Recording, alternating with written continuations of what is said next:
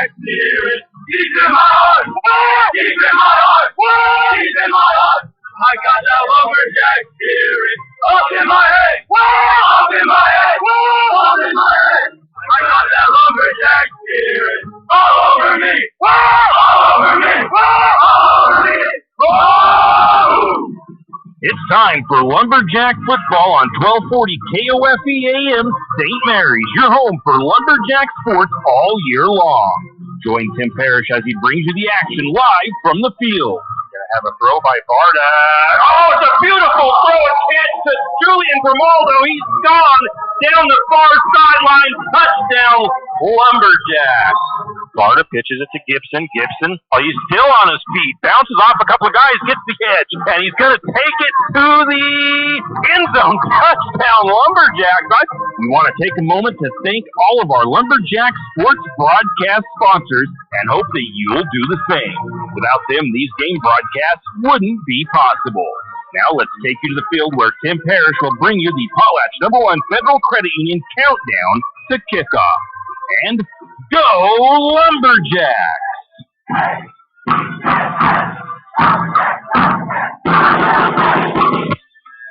And welcome, Lumberjack fans. Tim Parrish here out at Lumberjack Field as we get set for Friday Night Lights on a gorgeous evening here in St. Mary's. Currently sunny skies and about 70 degrees outside. Kickoff looks like the weather's going to be right about the same as your Lumberjacks set to host the Freeman Scotties from up the road over in Washington tonight. Back-to-back weeks playing Washington schools for the Lumberjacks. So it's going to be an interesting night, another tough opponent. St. Mary's has had no easy schedule to start this season, and it doesn't really get any easier at any point. So they've got their work cut out for them tonight.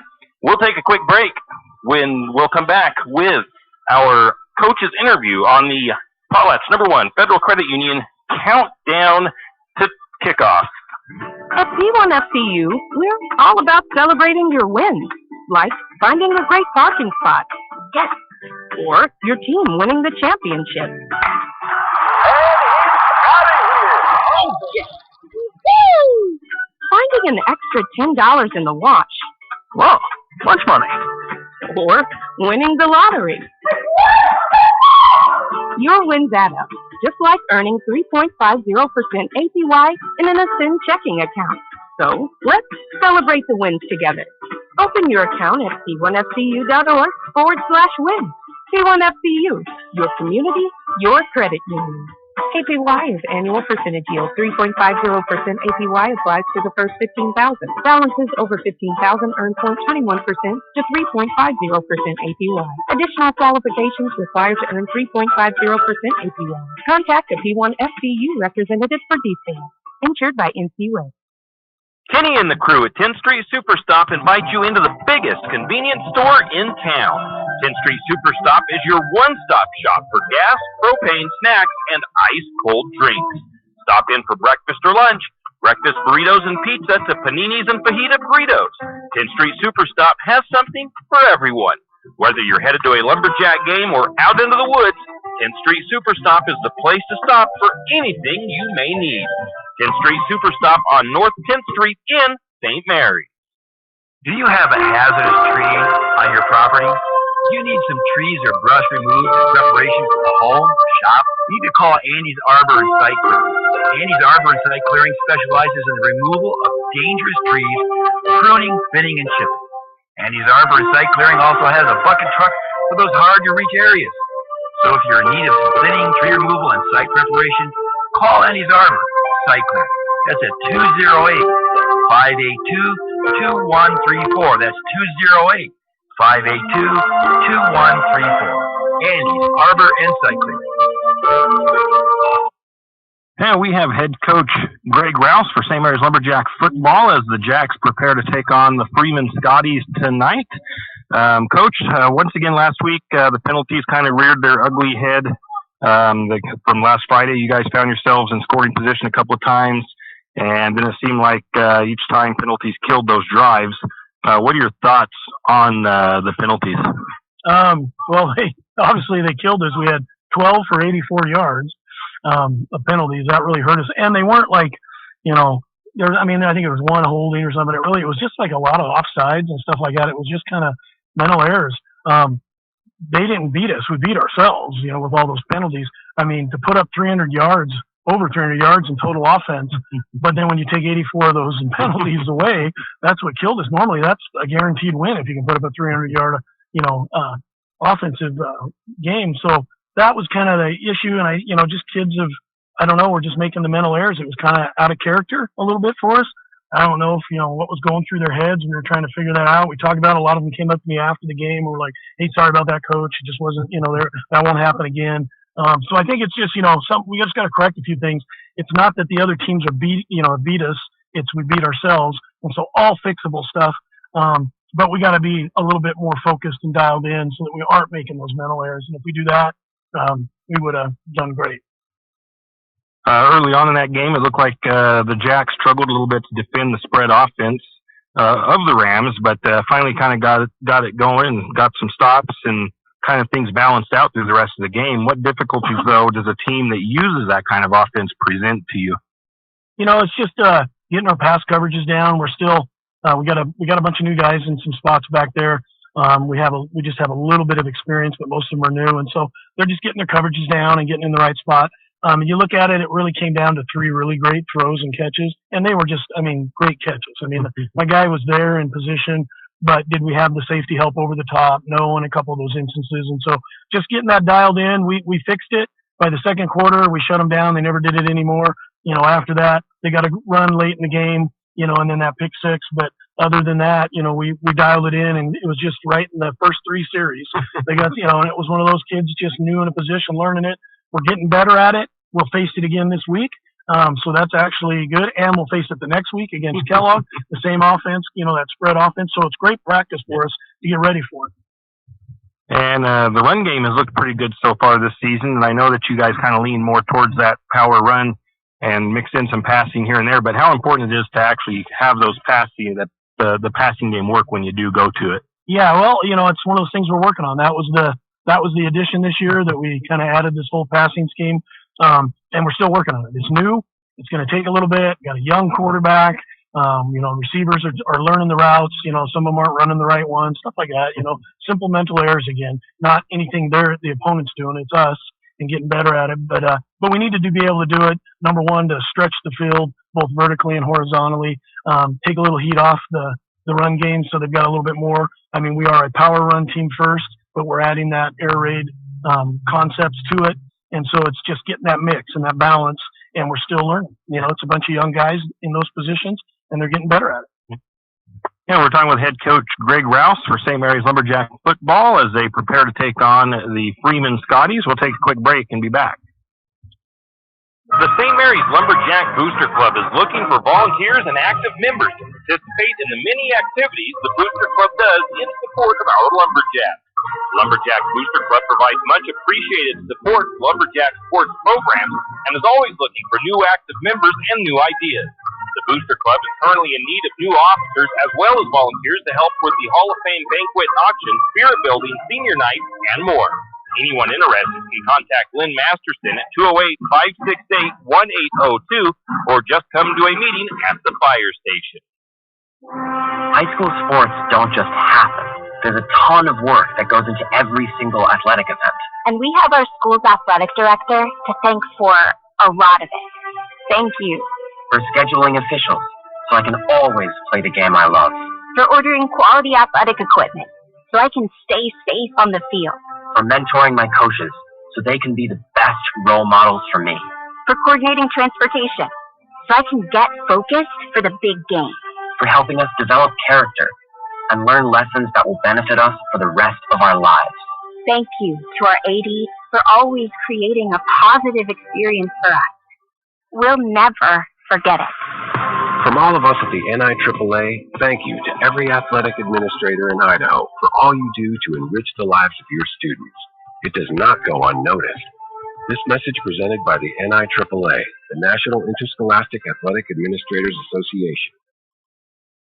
Archie's IGA is not only a proud supporter of Lumberjack sports, but a proud supporter of the St. Maries community and shopping locally. When you shop local, you help businesses support other local businesses, as well as helping your local businesses to provide jobs. Did you know that local business taxes help maintain communities and counties by fixing roads and maintaining recreational facilities? Local business owners invest in the community and have a vested interest in the future of our community. So won't you help Archie's IGA by supporting your local businesses and shop locally? Oh yeah, and let's not forget those lumberjacks. And we are back. We're talking with head coach Greg Rouse. This is the second Washington's team back-to-back for you.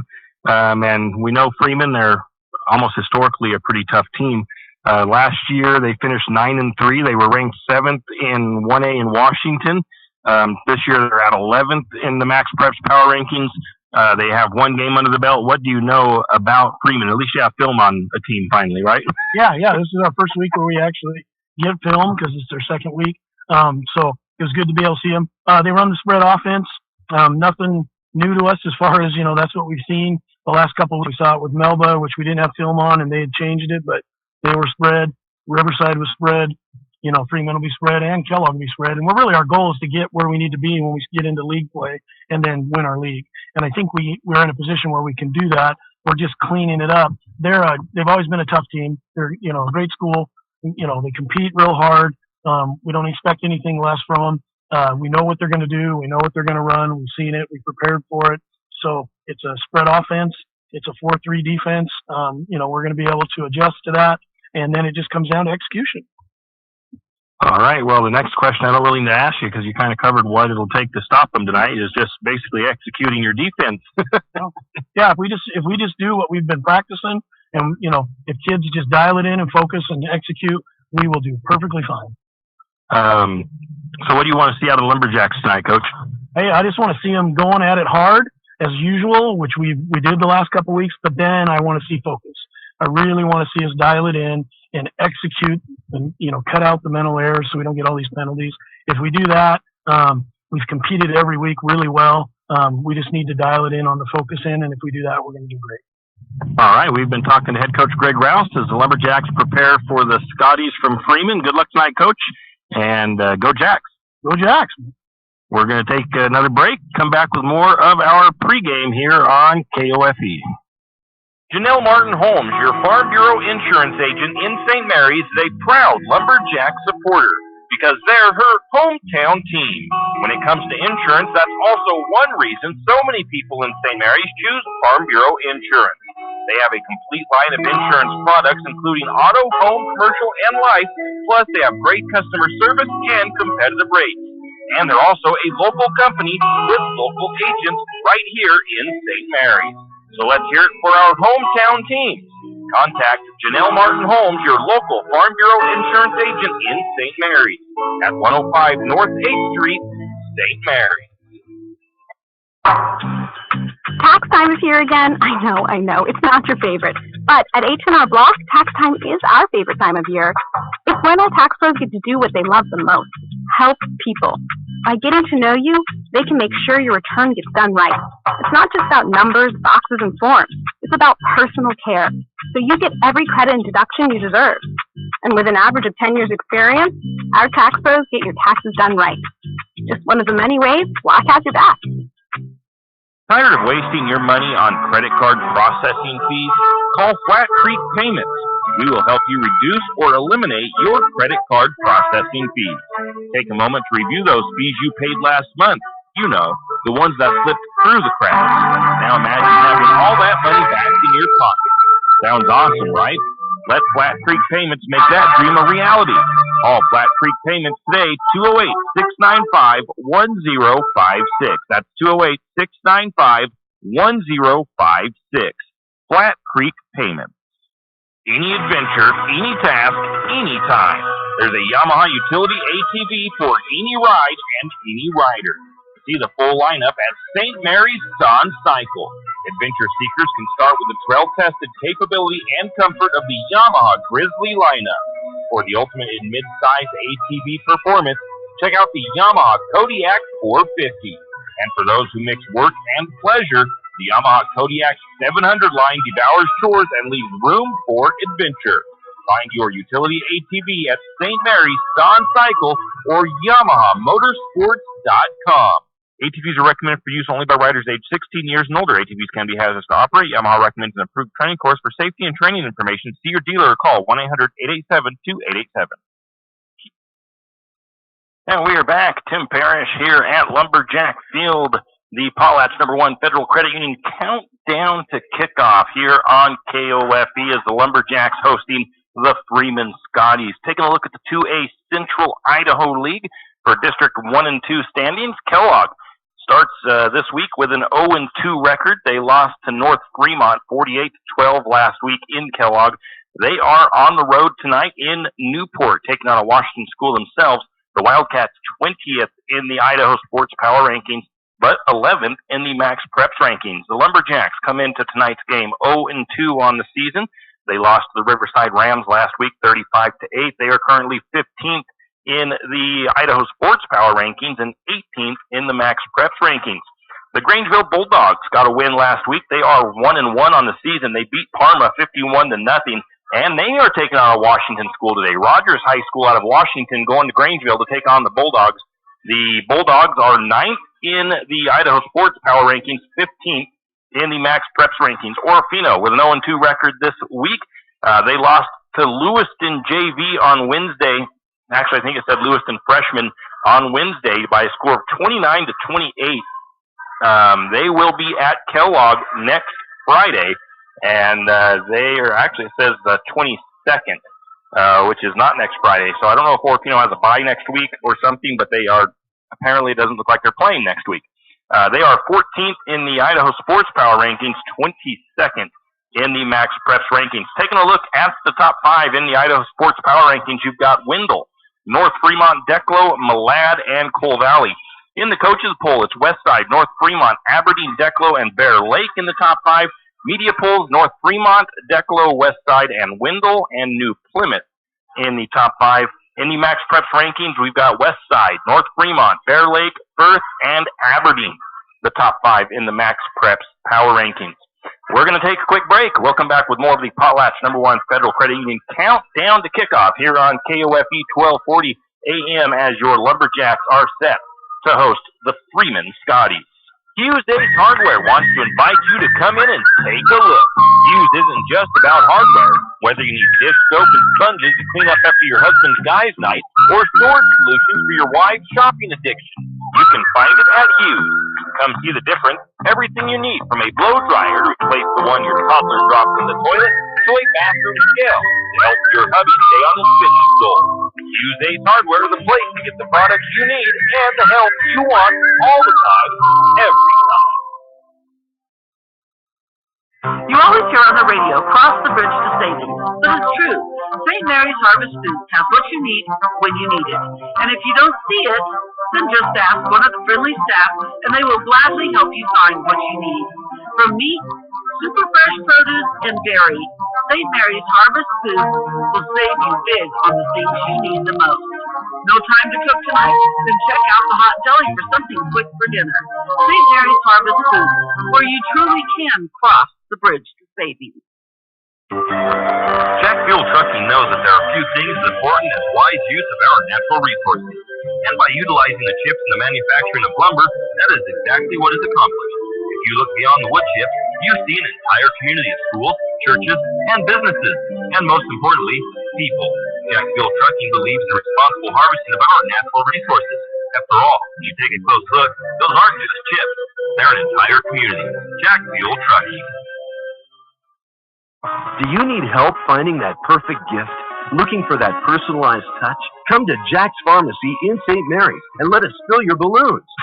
Not only does Jack's carry all of your gift and party supplies, but we're here to serve you with all your personal care items. Come in and let our personal care experts help you find just what you need from our wide selection. If we don't have it, we can get it. Plan your party at Jack's Pharmacy, your good neighbor pharmacy, where you'll receive personalized service and attention. Looking for future leaders we can believe? Tim Parrish back here at Lumberjack Field. It's the Potlatch #1 Federal Credit Union countdown to kick off here as your Lumberjacks set to take on the Freeman Scotties out of Washington. Real quick, this is our Around the County in Sports segment where we take a look at Lakeside and Kootenai, what they've done this week. Volleyball, they lost to North Central Washington 1-3 on the 6th.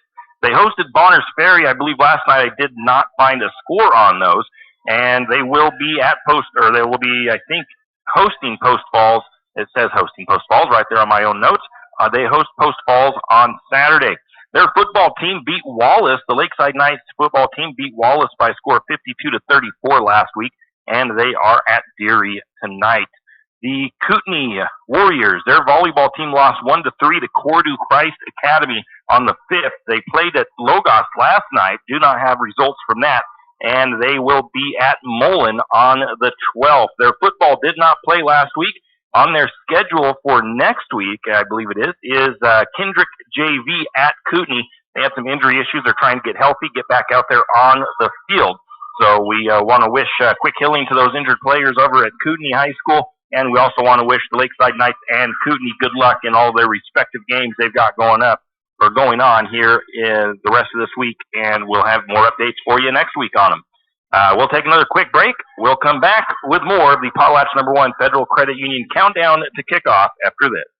Then look no further than the high school student athletes right here in Idaho.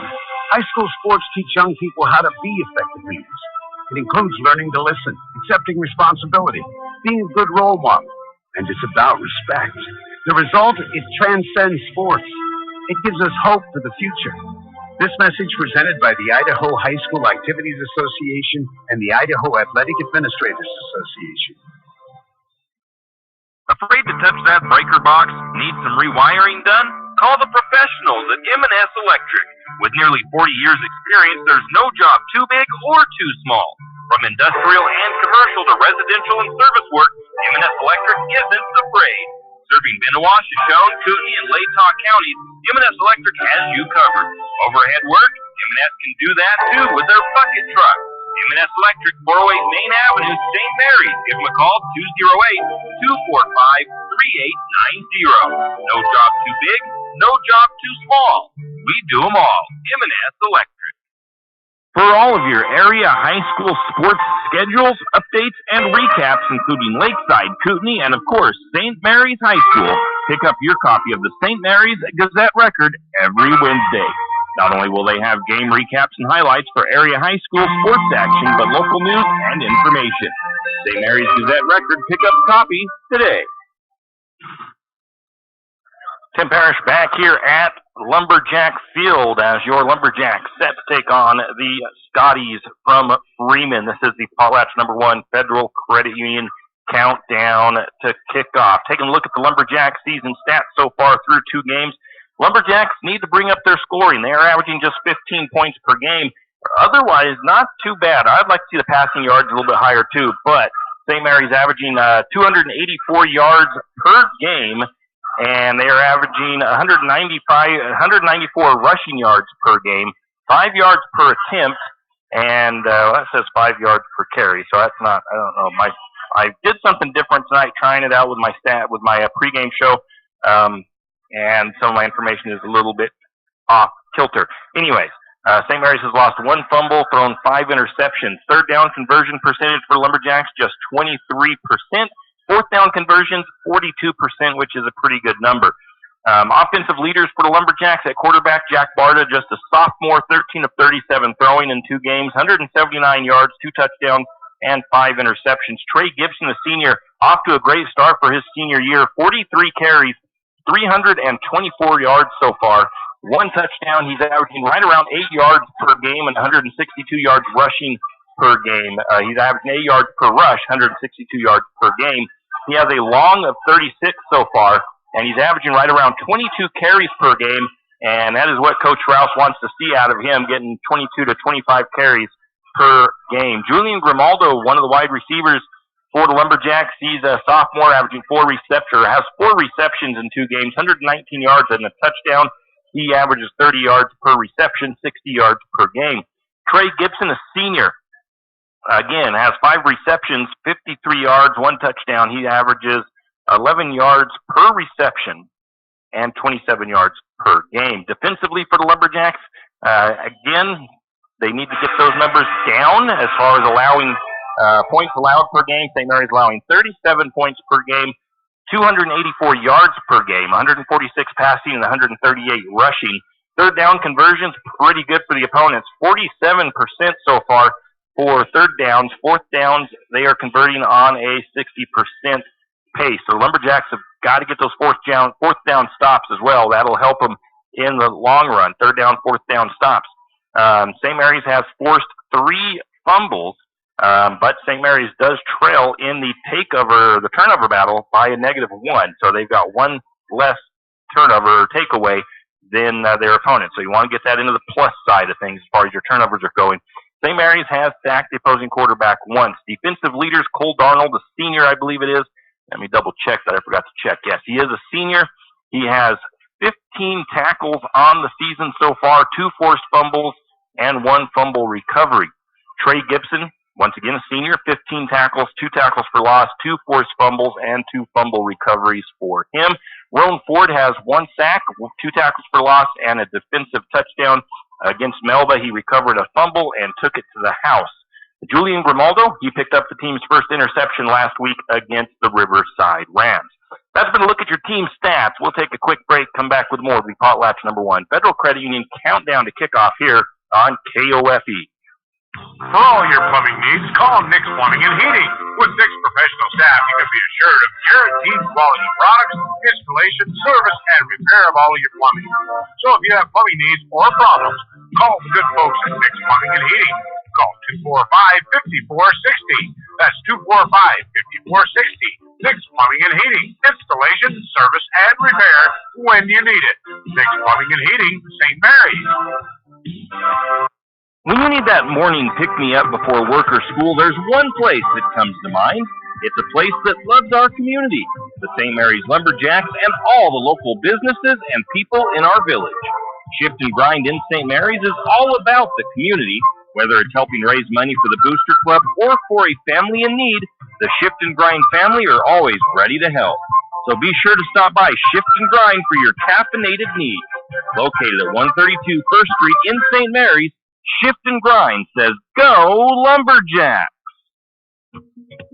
It's time to winterize your home, and there's no better place to start than at everyone's hardware and lumber store, 10th Street Lumber. They have insulation, house wraps, stoves, and heaters. See their huge selection of power tools, paints, and painting supplies. And, of course, they have a full line of lumber supplies. Stop by 10th Street Lumber and see what they can do for you. And remember, 10th Street Lumber will deliver anywhere on 10th Street and Railroad Avenue, 10th Street Lumber.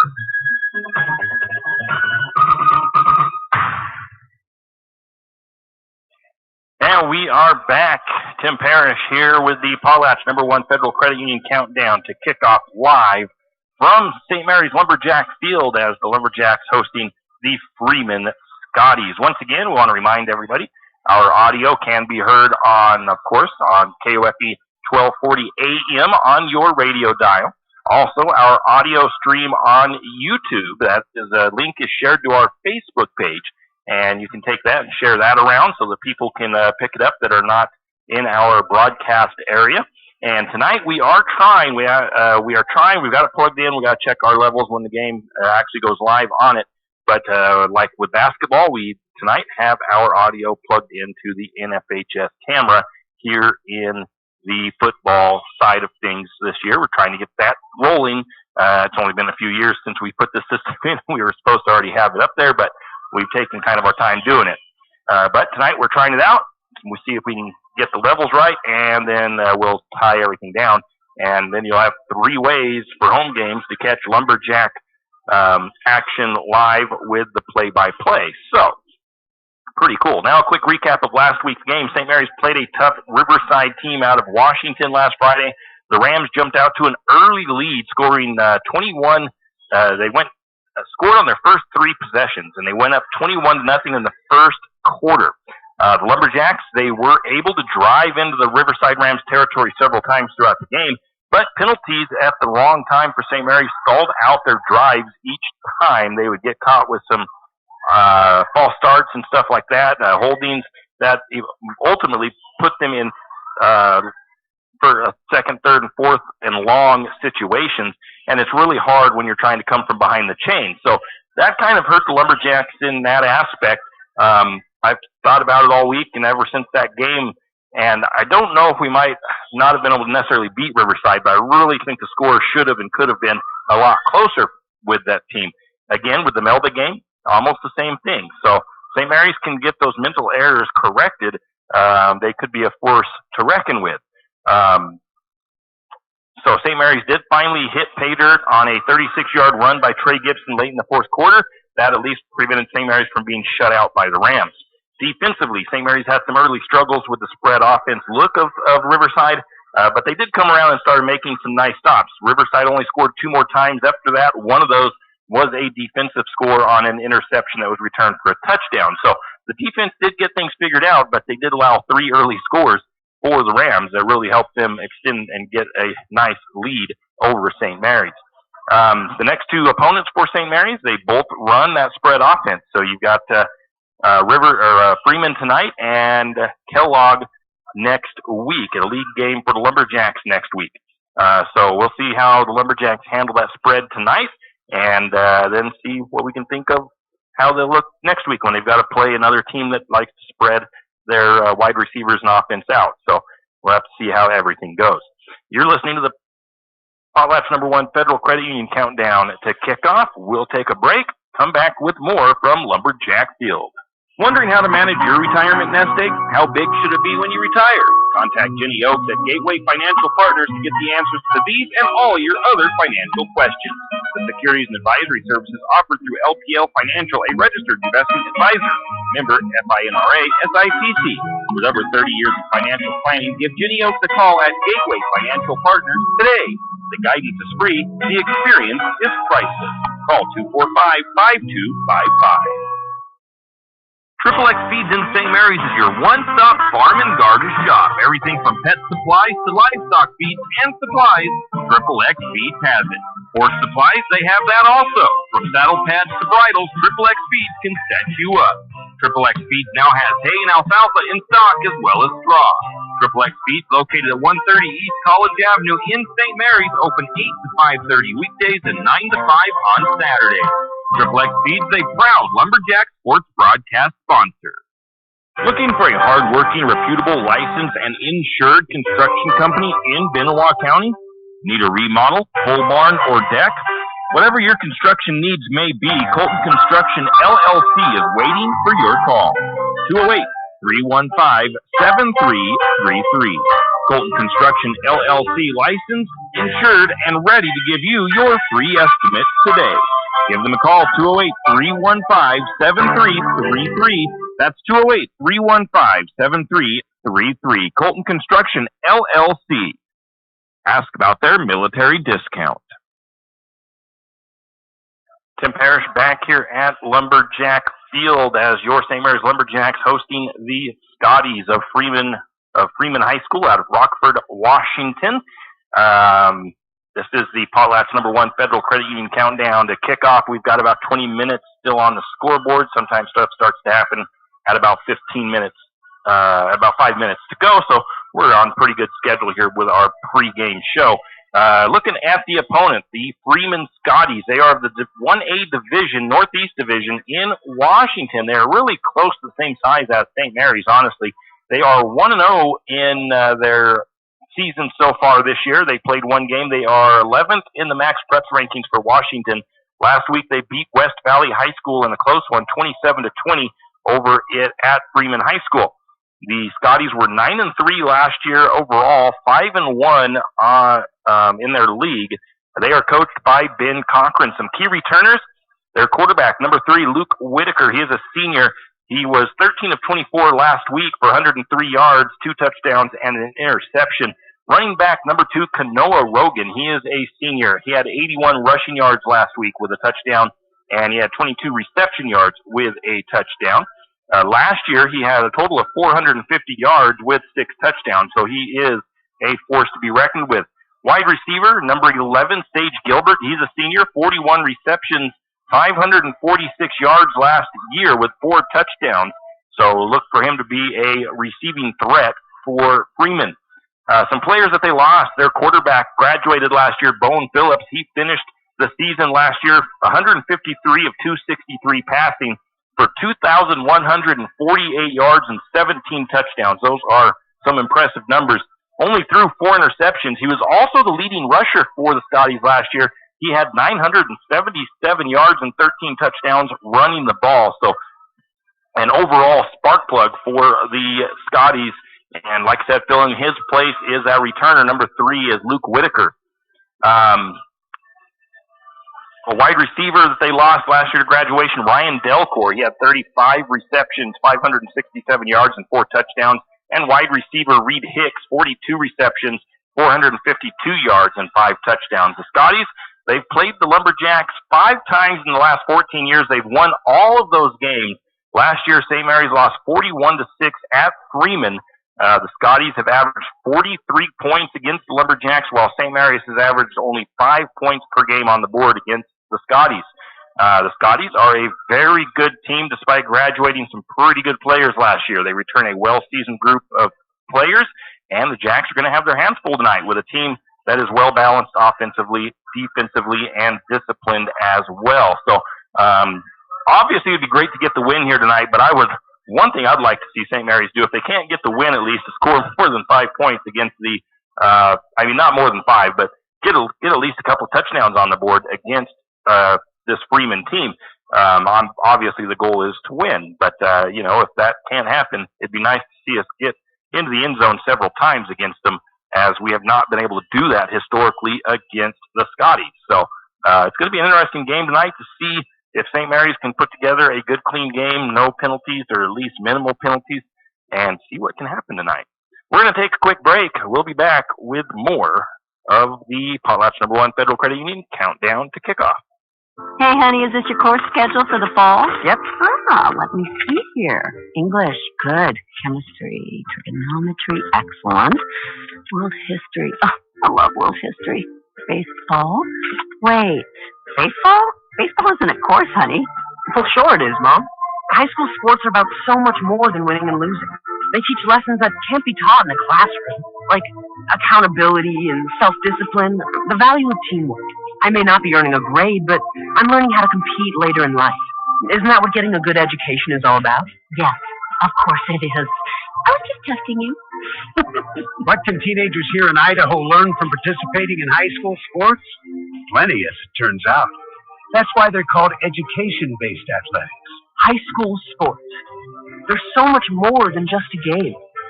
This message presented by the Idaho High School Activities Association and the Idaho Athletic Administrators Association. Tim Parrish back here at Lumberjack Field as your Lumberjacks set to take on the Freeman Scotties.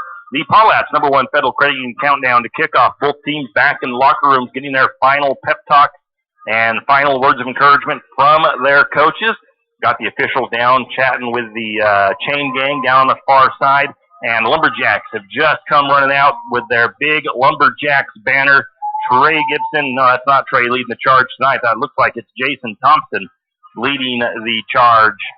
Nope, I'll get it right. Yeah, Jackson Mantell carrying the flag for the Lumberjacks tonight. Well, we've already discussed the fact that the Lumberjacks are going to have to play near perfect, I think, to beat the Scotties tonight. Coach Rouse would love to see the mental mistakes take a back seat. False starts, offsides, those kept the Lumberjacks out of the end zone a few times last week. Defensively, St. Maries faced another team that runs the spread offense, which means that they will spread out their receivers. They usually have 3 or 4 receivers on every play, and they have some motion and stuff like that. That spreads out the defense. Makes running the ball sometimes a little bit easier, makes players have to be able to open field tackle. St. Maries did some work on that in the practice last week, so we'll see how that practice results show today. My keys for today's game would be to see far less penalties tonight and hopefully no turnovers. The Jacks are currently averaging about 3 turnovers per game. Would like to see the passing game be a little more effective as well. That'll take pressure off of the running game, although so far, like I said, Trey Gibson is off to a great start on the season. We're going to keep it right here. So we'll take a look at the other sports. Soccer, boys and girls, they had home game canceled last week against Coeur d'Alene Charter. There were some bad field conditions, could have had some issues with possibly some injuries in the muddy conditions, so they did not want to risk it, so they put off that game against Coeur d'Alene Charter. They go on the road tomorrow. We want to wish the Lumberjack soccer teams good luck, as they will be going to St. George's School over in Washington. The girls play at 11 a.m., the boys play at 1. Volleyball, they beat Timberlake in dramatic fashion, taking 5 sets to do so last week. They hosted Orofino last night. They won that in 4 sets, 14-25, 26-24, 25-20, 25-18. Abby Wilkes had 14 digs for the Lumberjacks. Allie Zook had 11 digs. Ava Stansel had 7 kills. The varsity girls volleyball team will go to Freeman tournament tomorrow. Lumberjack football, they will be hosting Kellogg next week. And the Vandals, they beat Lamar last week, 42-17. They are at Nevada tomorrow, 4 p.m. kickoff. Boise State lost to the Huskies last week, 56-19. And they will be hosting UCF tomorrow. And that game and the Vandal game both at the same time. Seahawks get their season underway on Sunday. They host the Rams in their first action, and that game set for a 1:25 kickoff. We're getting ready for the national anthem, so we're going to take a break, and we'll be back with more. St. Maries Realty is a St. Maries icon. Why? Because they are a team. They work for you, and they've been a team for many years. Whether you are buying your first home, looking for a recreational cabin, or selling your current home, St. Maries Realty puts their team on it for you. So stop in or give them a call today at 245-4502 and let their team be your team. That's St. Maries Realty at 726 Main Avenue, St. Maries. Riverbend Car Wash and Laundromat, located next to Harvest Foods in St. Maries. Open 24 hours, we have washers and dryers of all sizes to get your laundry done quickly. If you'd like to get your laundry done in less than 5 minutes, take advantage of our drop-off laundry service where we wash, dry, and fold it for you. While you do your laundry, be sure to take advantage of our touchless automatic car wash, which has that great undercarriage spray to get the grime off. Riverbend Car Wash and Laundromat can be found at riverbendbubbles.com or call 208-582-4844. When your car's not running right, you want an honest mechanic that provides quality work at an affordable price. That can be tough, unless your dad owns a repair shop. But in St. Mary's, times have changed. You have Jim's Auto, and they treat every customer like family. Get everything from regular maintenance to major repairs done at Jim's Auto and Tire Pros. Jim's Auto doesn't just offer oil changes. They're a full-service shop. Jim's Auto can diagnose that check engine light, change your brakes, and fix your alignment. Ask about Jim's Auto's new Express Lane with same-day or next-day oil and tire services. And don't forget, Jim's Auto is an authorized Tire Pros dealer with nationwide warranty, service protection plan, and free roadside assistance. Jim's Auto and Tire Pros, located at 69 Milwaukee Road, St. Mary's. At P1FCU, we're all about celebrating your wins, like finding a great parking spot. Yes.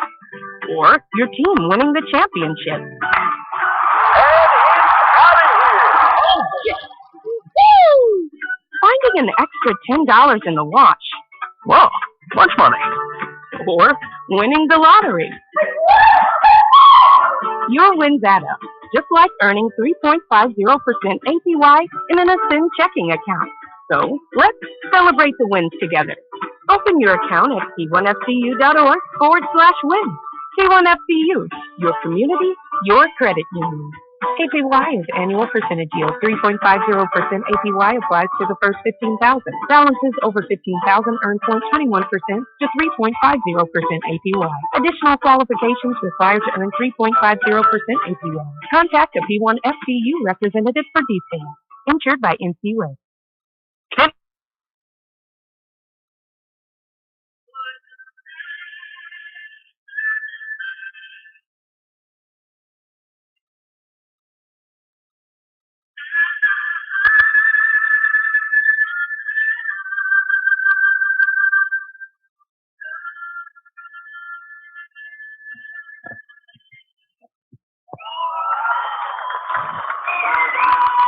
Now we are back, and we want to welcome those in that are did a check. It looks like our NFHS network is working properly, so we want to welcome those in to the NFHS broadcast as well.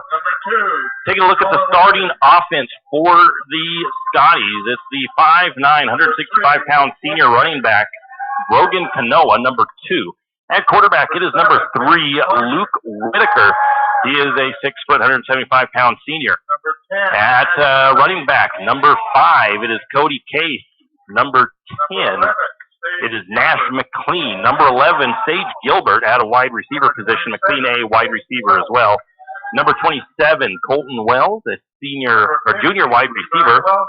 Number 50, Levi Wellner. Number 55, Ethan Hernandez, offensive lineman.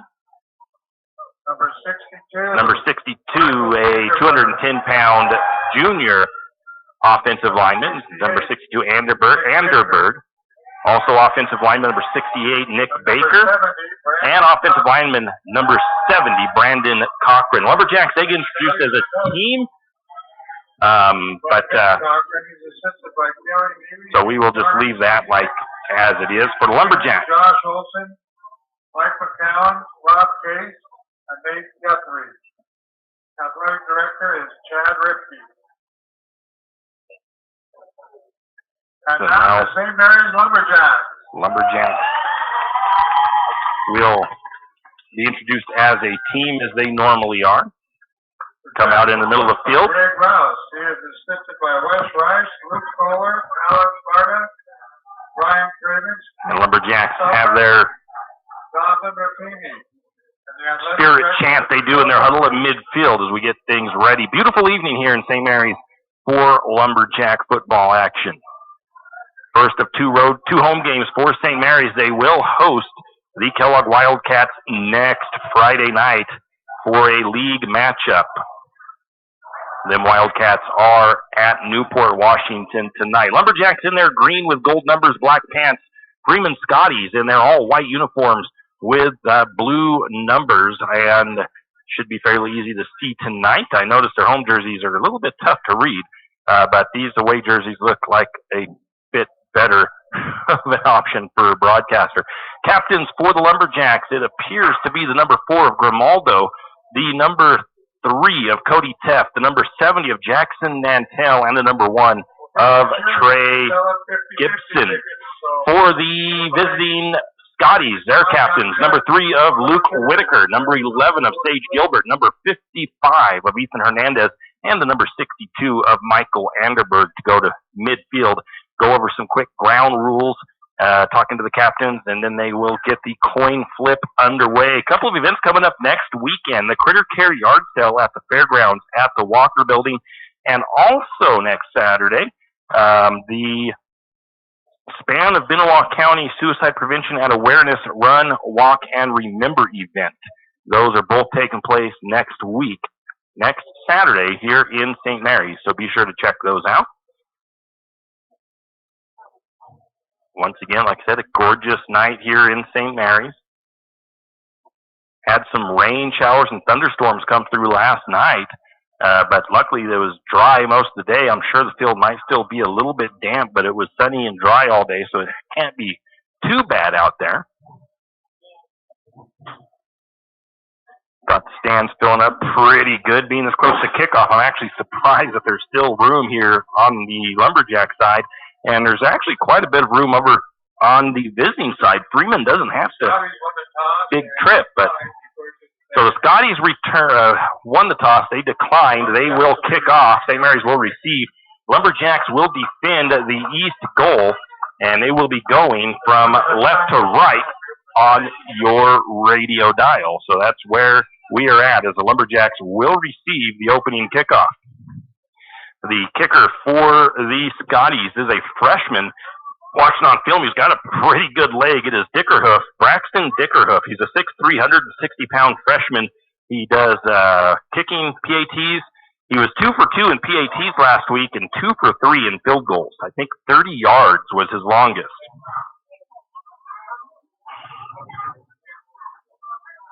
Back deep for the Lumberjacks, it will be Julian Grimaldo. And I only see one going back right now. The other one is Trey Gibson. He's a little bit late getting back there as he gets over to about the 10-yard line.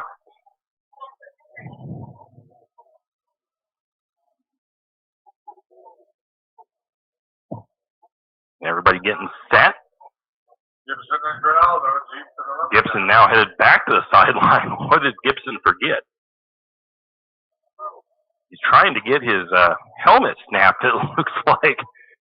Having some equipment issue, and we haven't even had snap yet in the game. We're going to get that fixed up and get him back out there. They're going to have to send somebody else out to return the kicks. Is the Grimaldo.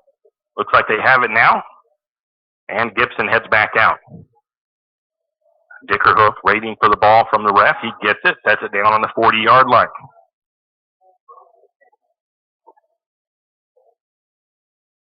Scotties lined up.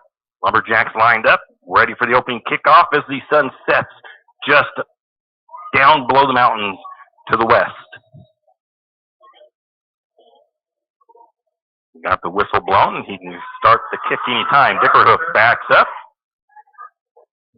He'll start at the 30. Ball sets at the 40. Dickerhoof will kick off for Scotties.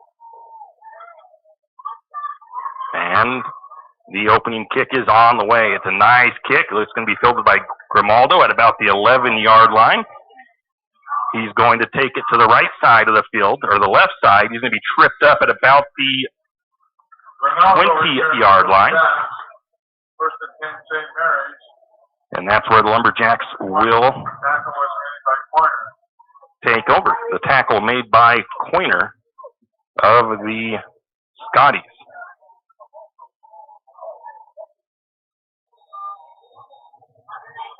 So the Lumberjacks probably come out with one receiver each side. No, it looks like they're going to go. Yeah, they do. They have Milo Marsh to the near side, and they have Grimaldo to the far side. Barta under center. Hands it off. It's Gibson. Gibson finds a little bit of room.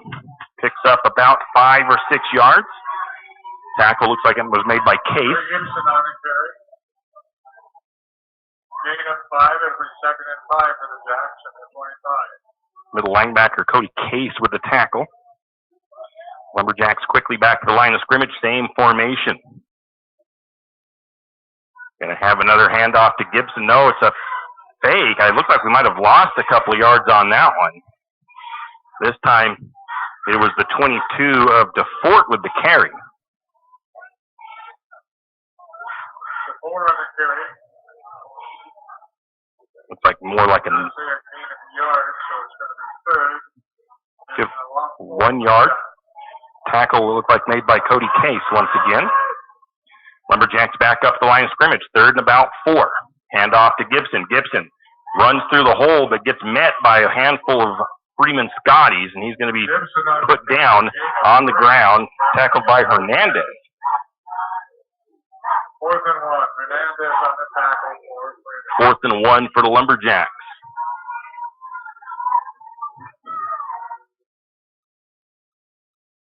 What will the Lumberjacks decide to do here? 4th and 1 Lumberjacks.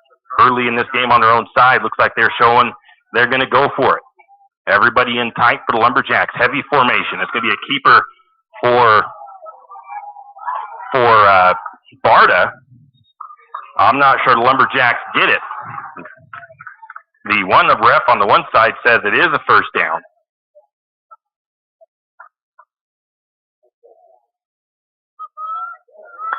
And it is a first down for the Lumberjacks. Got just enough on the quarterback keeper up the middle. So St. Mary's gutsy play there, pretty deep in their own side of the field. Goes for it on that 4th down play. They are now at about the 30-yard line. One receiver to each side for the Lumberjacks. Barta under center, takes the snap, hands it off to Gibson. Gibson finds some room to run. He's out into the open for a minute, but tackled from behind by the 32 of Talley. Nice gain by Gibson. And a Lumberjack first down, up to the 42-43. They said it was Gilbert with the tackle for the Scotties.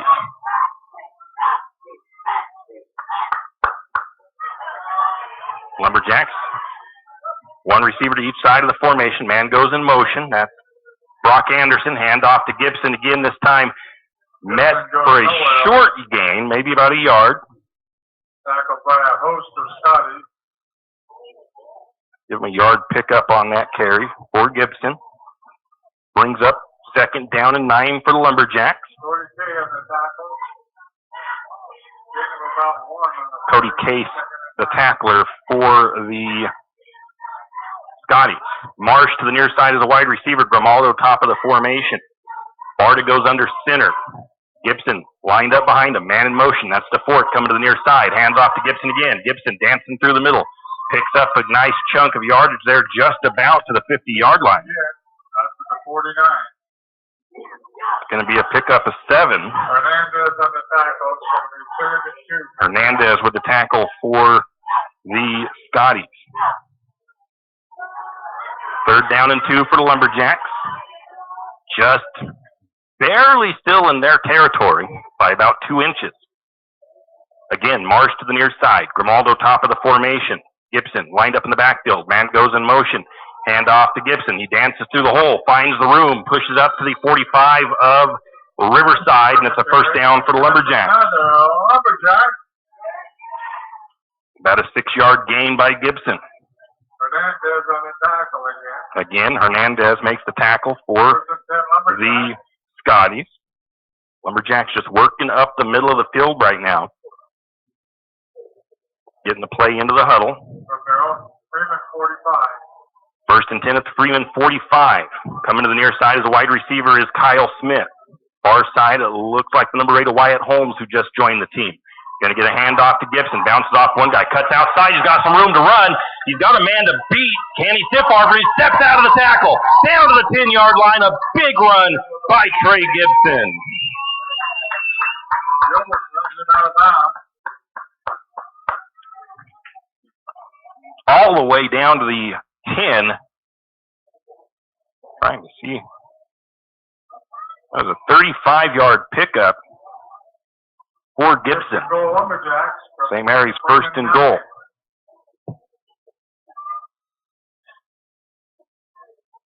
Lumberjacks, 2 wide receivers. Barta takes this, has a man in motion, takes snap, pitch to Gibson. Gibson looking for some room. Spins through the hole, kind of fills up quickly, gets back to about the line of scrimmage. Gibson again on the carry. Loss of 1. It's going to be 2nd and goal for the 10. Did not see when Sutherland on the defensive play for the Sutherland on the tackle.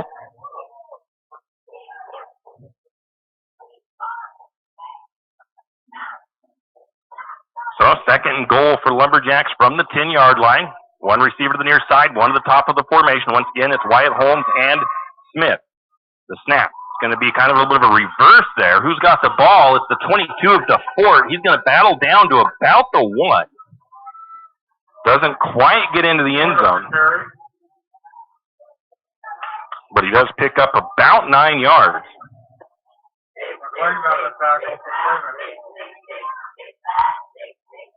McLean on the tackle for the Scotties. 3rd and goal for St. Mary's from the 2-yard line. Wedge formation. Barta going to keep it. Lumberjacks pushing the pile. I think Barta's in. We'll wait and see for the signal, though. See if the Lumberjacks score, and they do. Touchdown, Lumberjacks on the 2-yard keeper by Jack Barta up the middle. And a Lumberjack strike first here at home. St. Mary's has been working an extra point attempt here. So let's see if they go for 2 or if they kick that extra point. Riley Abel been working on some point efters.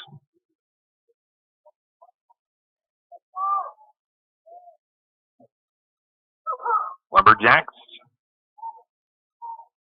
look like they're going for the 2 instead. Barta lines up under center. 1 receiver to the far side. Going to be a keeper to Barta. Are they going to be able to push the pile in? They are not. Barta on the keeper cannot get it in. 2-point conversion try is no good. So the Lumberjacks' first possession comes up with points. The Lumberjacks lead 6-0 over the Scotties. 5:45 to go, first quarter. We'll be back. Kenny and the crew at 10th Street Superstop invite you into the biggest convenience store in town. 10th Street Superstop is your one-stop shop for gas, propane, snacks, and ice-cold drinks. Stop in for breakfast or lunch, breakfast burritos and pizza to paninis and fajita burritos. 10th Street Superstop has something for everyone. Whether you're headed to a Lumberjack game or out into the woods, 10th Street Superstop is the place to stop for anything you may need. 10th Street Superstop on North 10th Street in St. Maries. Do you have a hazardous tree on your property? You need some trees or brush removed in preparation for the home or shop? You need to call Andy's Arbor and Site Clearing. Andy's Arbor and Site Clearing specializes in the removal of dangerous trees, pruning, thinning, and chipping. Andy's Arbor and Site Clearing also has a bucket truck for those hard-to-reach areas. So if you're in need of some thinning, tree removal, and site preparation, call Andy's Arbor and Site Clearing. That's at 208-582-2134. That's 208-582-2134. Andy's Arbor and Site Clearing. Rogan and McLean to receive for the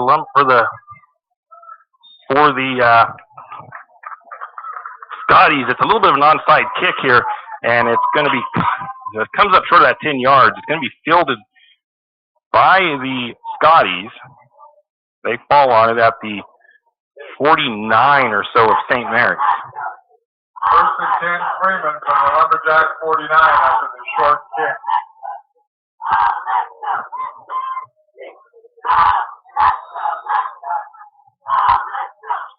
So it's first and 10, going to be a snap to Whitaker. He's looking to throw, has a good clean pocket, looking across the middle. It's caught and dropped by the number 11 of Sage Gilbert. Brock Anderson and Freddie Plant on the coverage. Brings up second 10 for the Scotties. 5 wide receiver set. 3 to the near side, 2 to the far side. Nobody in the middle. Man goes in motion. That's Rogan. You're going to hand it off to Rogan coming near side. He's got some blockers. We do have a flag in the backfield. Coming up to make the tackle is going to be Dittman at the 40. The ball carrier. We were shoved out by Fred Plant.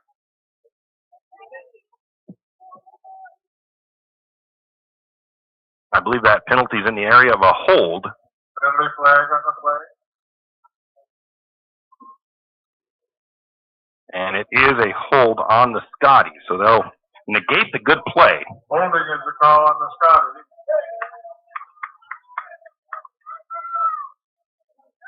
They will back it up to their 41-yard line, roughly. 2 receivers near side, 2 to the far side. Trying that hard count. They got Rogan lined up to the far side of Whitaker in the shotgun. Whitaker tries to hard count the Lumberjacks. Takes the snap, looks. He's going to go deep. And it's going to be caught. The number 11 of Sage Gilbert gets just a step over Brock Anderson and is able to take it to the house on the big pass play for the Scotties.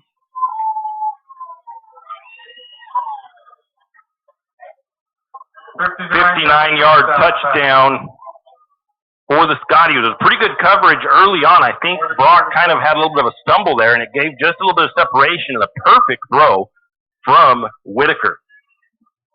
Extra point coming up. The kicker is Braxton Dickerhoof. Hold. The kick is up. And the kick is good. So just like that, the Scotties strike back, and they lead now 7-6 over the Lumberjacks with 5:07 to go first quarter. We'll be back. The St. Maries Lumberjack Booster Club is looking for volunteers and active members to participate in the many activities the Booster Club does in support of our Lumberjacks. Lumberjack Booster Club provides much appreciated support to Lumberjack sports programs and is always looking for new active members and new ideas. The Booster Club is currently in need of new officers as well as volunteers to help with the Hall of Fame banquet and auction, spirit building, senior night, and more. Anyone interested can contact Lynn Masterson at 208-568-1802 or just come to a meeting at the fire station. And we are back. Braxton Dickerhoof ready to kick off after that Big, long touchdown for the Scotties. 59-yard completion. Gibson and Grimaldo back deep, waiting at about the Lumberjack 7 or 8 yard line.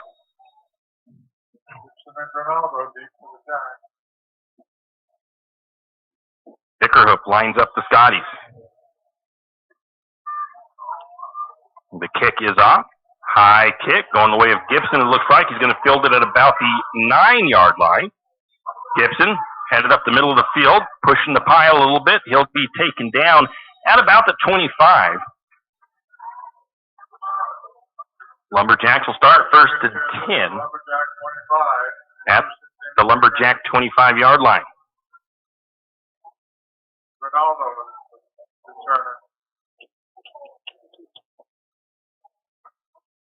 Not see who made the tackle for. They did get that for him. I'm not sure who it was. We've got Milo Marsh to the near side, Grimaldo far side for wide receivers, Barta under center, Gibson lined up in the backfield. Take the snap, hand off to Gibson. Gibson dancing through the hole, gets met pretty quickly as he sidesteps. He's going to be taken down by Sutherland. Short gain. Gibson on the carry for the Jacks. Sutherland on the tackle for Freeman. And actually no gain, it looks like.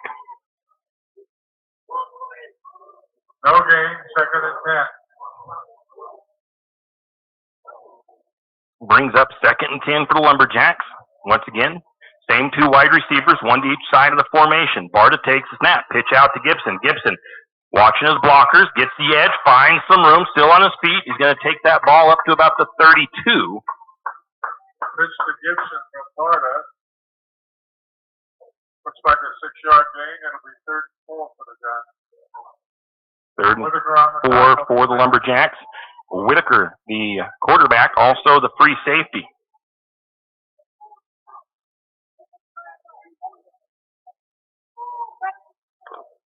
St. Mary's 3rd and about 4. Everybody in tight. One receiver actually to the top formation. A little bootleg action. Completed out to Brebner. Brebner with the first down. He's going to be pushed out of bounds finally by Whitaker. But a nice catch and run by Brebner. Whitaker shoves him out of bounds, but that's another Lumberjack. That ball complete up to the 47 of St. Mary's. 16-yard pickup. First and 10 Jacks from the Freeman 46. Lumberjacks with that two-receiver set. Going to be a handoff. Who has the ball? It is DeFort, and he'll be good for maybe a yard before being met by a host of Scotties.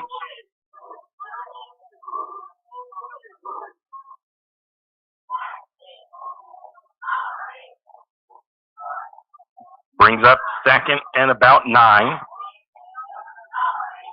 Second and 9. Milo Marsh to the near side. Grimaldo top of the formation for wide receivers. Gibson in the backfield, running back. Couple of wing backs back there. One of them goes in motion. That's DeFort. And we have a whistle there. Offside will be the call. And it's going to be a pre-snap penalty for the Lumberjacks. 5 yards. Repeat that first down. So it'll be 2nd and 14 now for the Lumberjacks.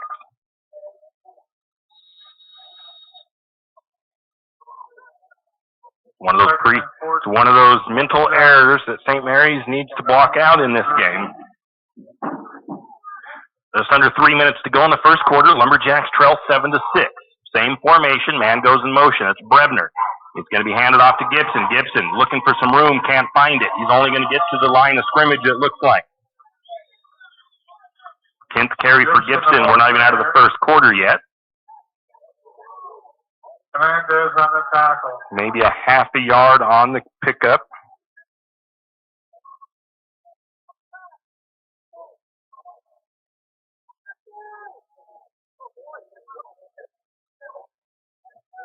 Third and 14 for the Jacks. So 3rd and long for the Lumberjacks, and now we get a timeout taken by the Lumberjacks. 2:12 to go in the first quarter. The Scotties lead 7-6. St. Mary's with the timeout. We'll be back. High school sports don't just happen. There's a ton of work that goes into every single athletic event. And we have our school's athletic director to thank for a lot of it. Thank you. For scheduling officials, so I can always play the game I love. For ordering quality athletic equipment, so I can stay safe on the field. For mentoring my coaches, so they can be the best role models for me. For coordinating transportation, so I can get focused for the big game. For helping us develop character and learn lessons that will benefit us for the rest of our lives. Thank you to our ADs for always creating a positive experience for us. We'll never forget it. From all of us at the NIAAA, thank you to every athletic administrator in Idaho for all you do to enrich the lives of your students. It does not go unnoticed. This message presented by the NIAAA, the National Interscholastic Athletic Administrators Association. And we are back out of the timeout. 3rd down and 14 for the Lumberjacks. One receiver to the near side, Kyle Smith. Up to the top of the formation, Wyatt Holmes. Barta is going to be under center. Gibson lined up behind him. Couple of wingbacks. It's Brebner and DeFort. Barta surveys, takes the snap, hands it off. No, fakes it, rolls out to the left. Looking for a receiver. He's going to be taken down and sacked. He's going to lose about 6 yards on the sack. Back at the 38-yard line, Hernandez on the tackle. And it was Hernandez on the tackle for the Scotties. 4th and 19 for the Jacks.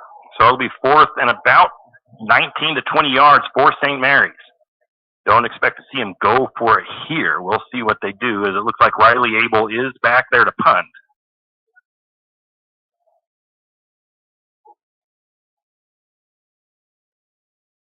Can't tell who it is. It looks like it's Kanoa Rogan to return it. And a nice kick by Abel. Going to be fielded at the 30.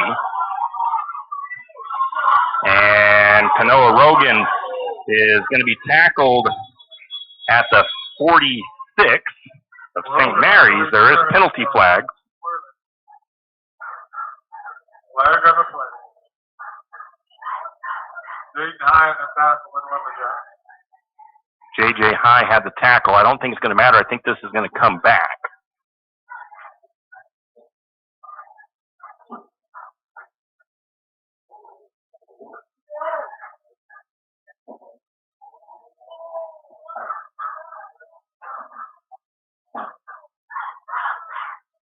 Waiting to see what the call is here. I don't think I've seen them signal the penalty. Illegal block by Freeman. It's an illegal block by Freeman. Might be a 15-yard penalty. 1st and 10 Scotties from their own 27. They'll back it up to their own 27-yard line.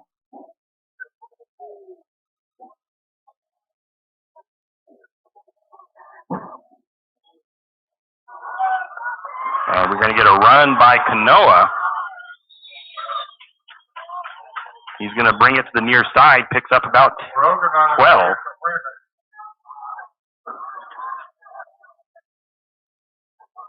It's a first down up to the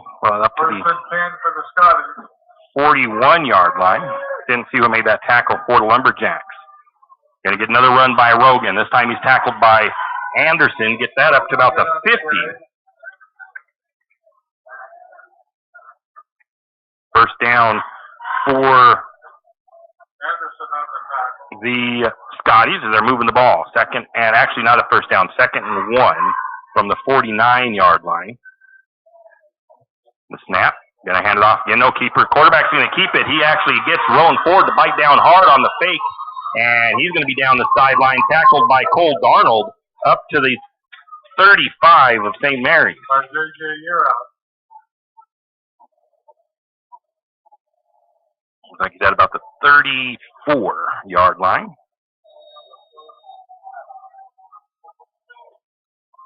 First and 10 for the Scotties into Lumberjack territory. One receiver near side, 3 to the top of the formation. Man goes in motion.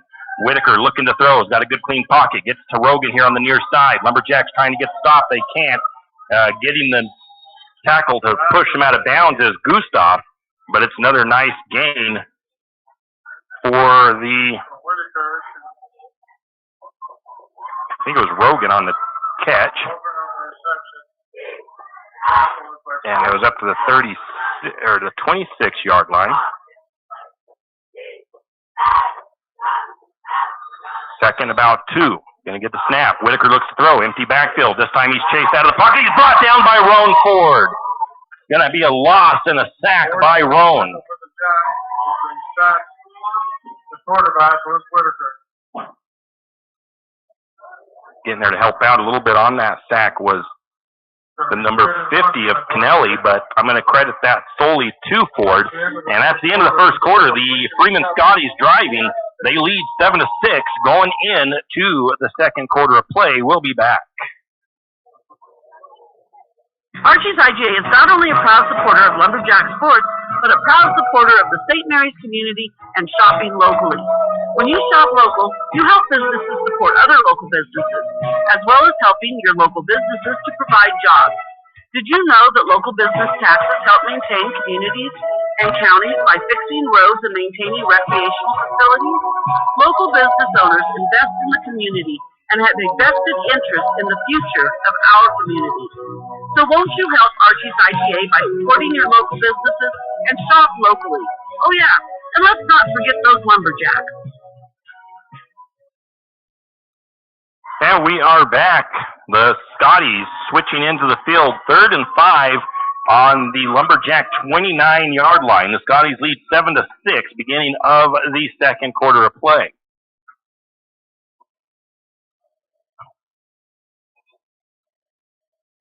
Three receivers to the near side for the Scotties, one up to the top of the formation.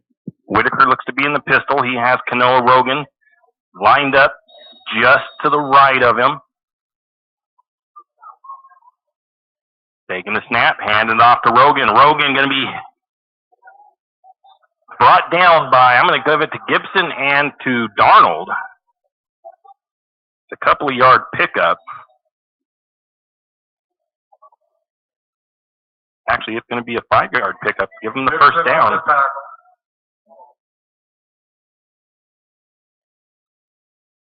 First and 10 for the Scotties. 3 receivers to the near side, 1 to the far side. And a flag.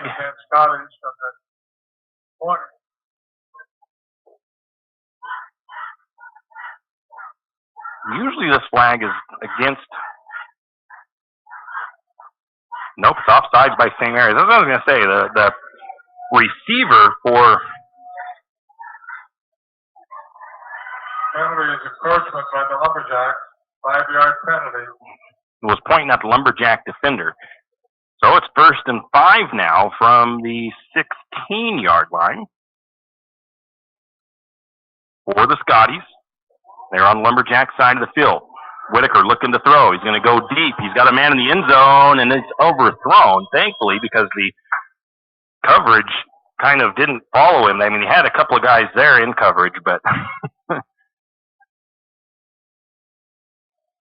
they were a little bit late getting there, but that was thrown out of the end zone. Brings up 2nd and 5 for the Scotties. So they lead 7-6, 11-13 to go, second quarter. Lumberjack football on 1240 KOFE St. Mary's. 3 receivers near side, 1 to the top of the formation. Pistol for Whitaker.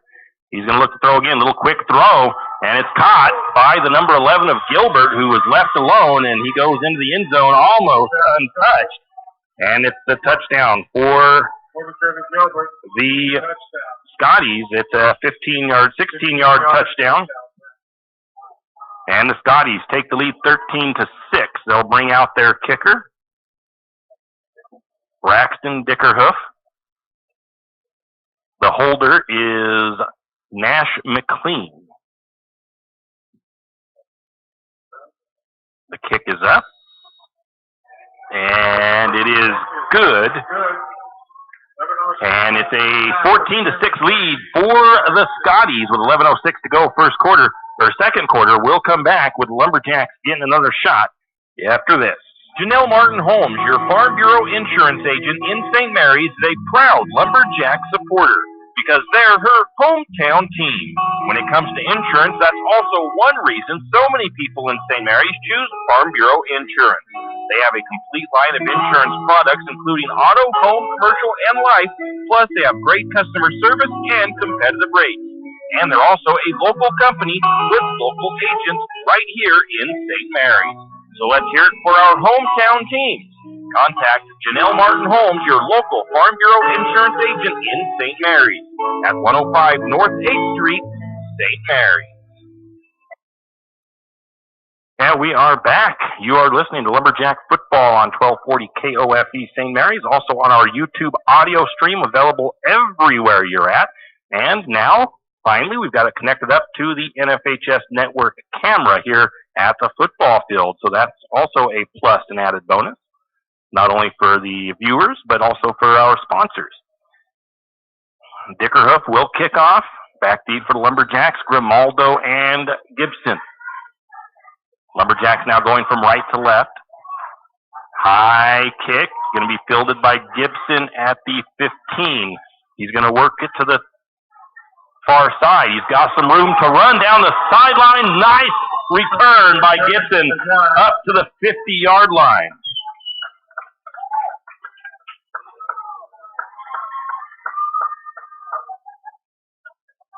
49, 50-yard line. On the tackle for Freeman.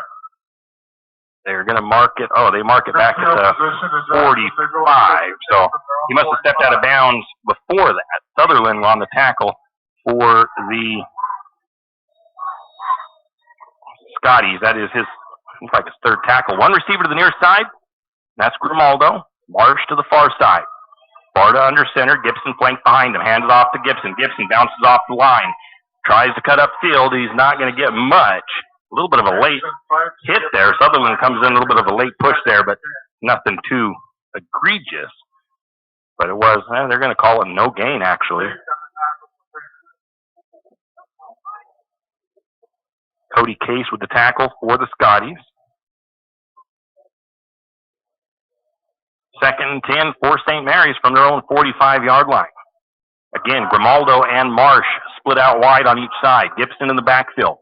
Barta takes a snap, pitches it to Gibson. Gibson looking for room to run, takes a couple of stutter steps and heads upfield only for a couple. Pitch to Gibson. Just a couple. Looks like a pick up a 4 for Gibson. McLean on the tackle for Freeman. McLean on the tackle.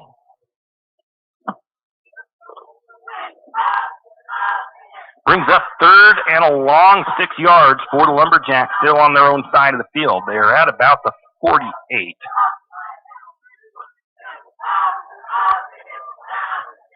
Same two receivers. Take the snap, hand it off again to Gibson. Gibson, again, a couple of yards is all he can get. Doesn't quite get to the 50 again, probably only to about the 49-yard line. Lumberjacks have been really pushing that middle of the field run. I'm going to call it 2 yards, right to the 50. 4th down, Lumberjack. 4th and about 5, long 5, short 6.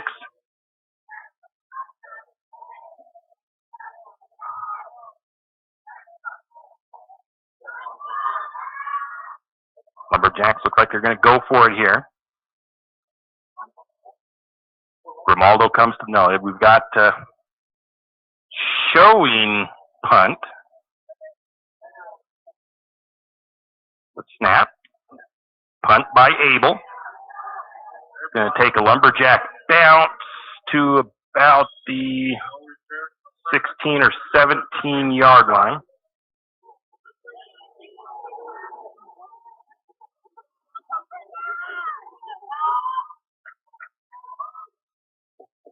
First and 10, Freeman. Let's call that a fair catch because there's no tackle. Sure, you can still sell 50-50 tickets. So 1st and 10 for the Scotties. The ball is on. Actually, the ball is on the 15-yard line. No, the 20-yard line. Scotty's going to run it up the middle. Canoa with the run. He's going to get around a couple Lumberjacks. He's still on his feet.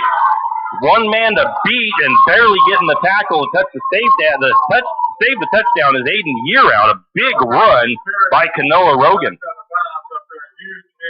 Looks like he's all the way down to Lumberjack 40. 35-yard run.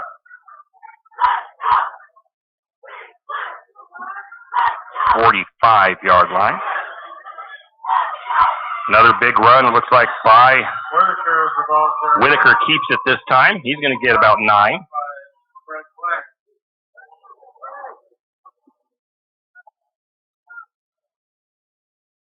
He'll be tackled by Freddie Plant to pick up of 9.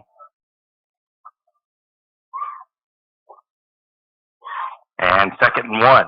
Snap to Whitaker. He's going to hand it off to Rogan. Rogan is going to get the first down, but this time he's tackled by Gibson and Kennelly.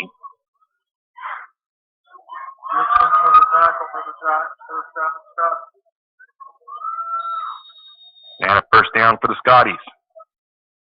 First and 10, Freeman from the Lumberjack 43. Why is that show there? They're on the 43, not the... Got to get that right. A snap. A run. This time the run by the number 5 of Case, and it's another big run. Tackled by Year Out. Ball's on the 25, first and 10, Scotties. Scotties working quickly here. And I think they're going to force the Lumberjacks to take a timeout as the Scotties going up tempo and no huddle. 7:19 to go. Scotties on the march. They lead 14-6. Second quarter. We'll be back. Tax time is here again. I know. It's not your favorite. But at H&R Block, tax time is our favorite time of year. It's when our tax pros get to do what they love the most, help people. By getting to know you, they can make sure your return gets done right. It's not just about numbers, boxes, and forms. It's about personal care. So you get every credit and deduction you deserve. And with an average of 10 years experience, our tax pros get your taxes done right. Just one of the many ways Block has your back. And we are back. The Scotties were on the march. St. Mary's had to call a timeout as the Scotties going up-tempo on their offense. Once again, they've got 2 receivers each side of the formation. Whitaker, shotgun, has a man lined up next to him. Whitaker looking to throw this time. He's going to go across the middle. It's down low, incomplete. Intended, I believe, for Gilbert. On the crossing route, the slant route, Kanoa checks back into the game. Cody Case comes out. 3 receivers to the near side this time. 1 to the top of the 2 to the top of the formation. Nobody in the backfield with Whitaker. I expect to see Rogan go in motion. No, he does not. Whitaker's gonna keep it. Chased. He gets tripped. A couple of Lumberjack defenders tripped up. Good coverage. Incomplete. Coming across from the safety position, Aiden Year Out to help out Grimaldo, and that pass is broken up nicely. Rowan Ford almost was there for another tackle, but one of his other Lumberjack defensive linemen fell down and kind of tripped him up. Whitaker headed to the end zone with that pass, but the Lumberjack secondary closed down on it and was there to keep that pass from being completed. 2 receivers near side, 2 to the top of the formation. Running back in the backfield. Whitaker looks to throw. He's going to Rogan. Rogan wide open. He's going to make the catch for the first down. He'll be planted out of bounds by Aiden Year Out, I do believe. It is a first down, though, on the completed pass.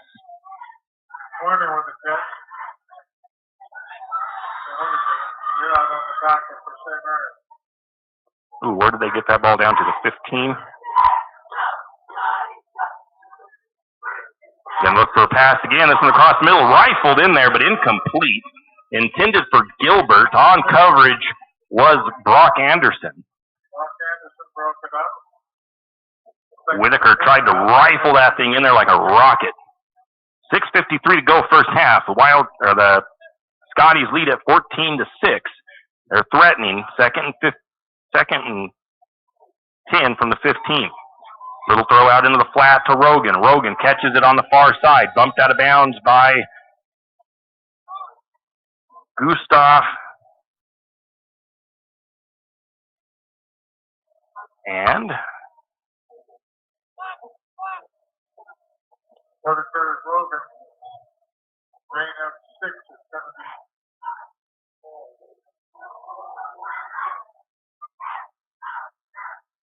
Going to get another play. A run. Diving for the end zone. Touchdown, Scotties. And it's Rogan with the run. Gets around the edge on the far side. Dives into the end zone, and the Scotties extend their lead 20-6 over the Lumberjacks. Oh, no, it's not a touchdown. Now it's a touchdown. Logan with a 1-yard touchdown run.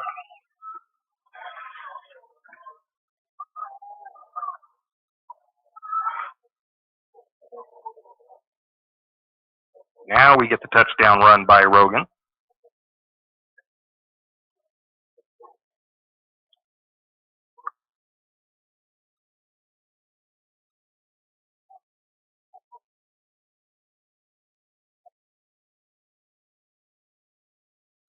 It's not reset, so we'll get the extra point now.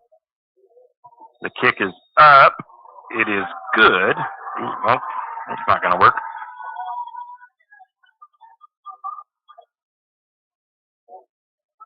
Oh, okay. Well, we'll be back. The Scotties go up 21-6.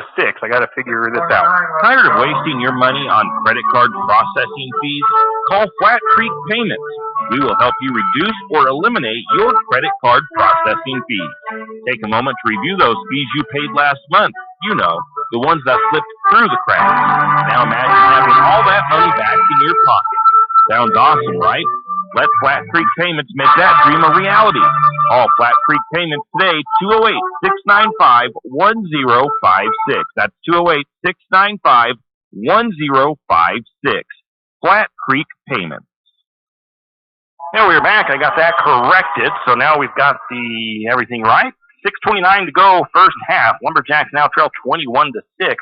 The Scotties been able to move the ball pretty well. St. Maries has had their last couple of drives stall out on them and had to punt. Let's see if St. Maries can answer back here on this possession. Dickerhoof getting ready to kick off. We've got DeFort and Grimaldo waiting to return.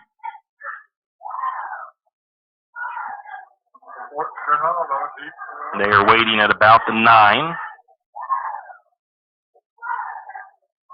Dickerhoof with the kickoff. It's going to be a short bounding ball picked up by Brock Anderson. He's going to go backwards a little bit. He picks up at about the 25.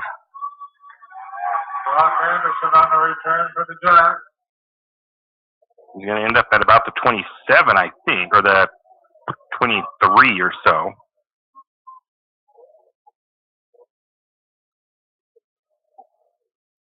And I'm not sure who made the tackle. Lumberjacks on their own 23. So Lumberjacks 1st and 10 on their own 23-yard line. 6:22 to go first half. Grimaldo to the near side. Gibson in the backfield. Top of the formation, I think, is Marsh. Snap. Pitch out to Gibson. Gibson has a little bit of room. Shedding tacklers. Trying to cut up field. Finally can't get any room as the defense of the Scotties is doing very well in their pursuit. Gibson does get a couple of yards there. Picks up of about 3 yards. But the Scotties able to string that out. Gibson couldn't find any clear room to try to get upfield as fast as he would like to.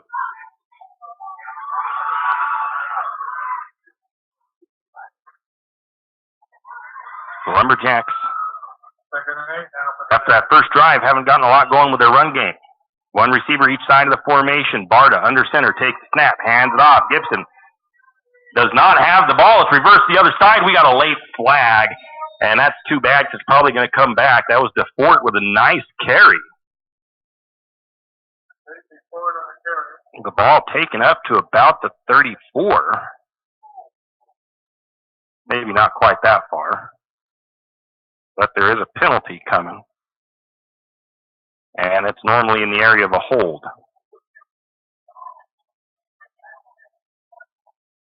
So Lumberjacks will retreat instead of moving the ball forward. 2nd and about 18 for the Lumberjacks. Barta with the pitch. Gibson, everybody in the backfield. He's able to spin away from a couple of guys, but swarmed under in the backfield. And it looks to me like they're kind of teeing off on Gibson. They know he's going to more or less get that ball, it seems like. And that's about a 3-yard loss. Gibson on the carry for St. Maries. Back to about the 13-yard line.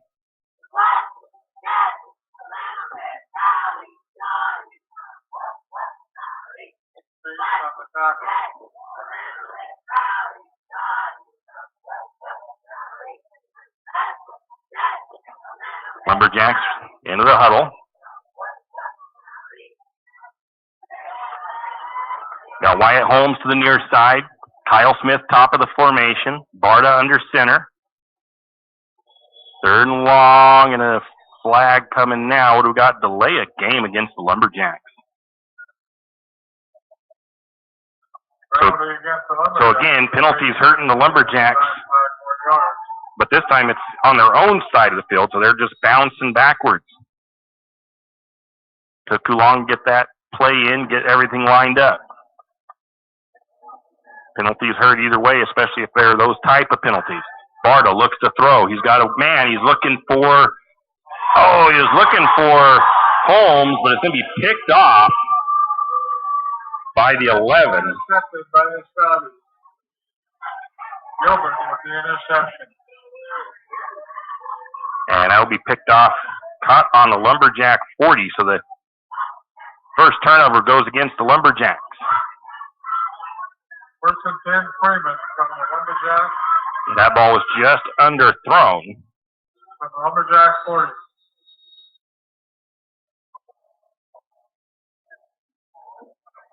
Gonna get the snap. Whitaker hands it off. No, it's not Rogan. That is Case with the carry. The tackle is Gibson. Case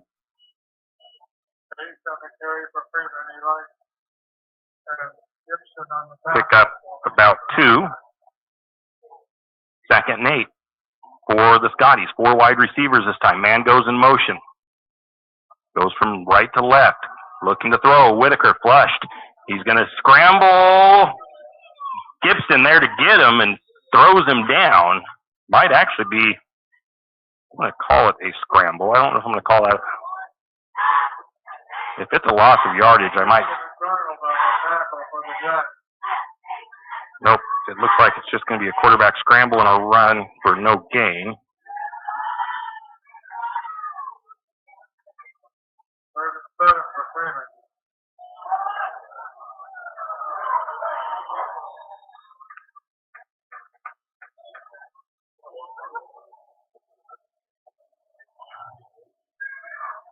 Arnold on the tackle. Case on the carry for Freeman.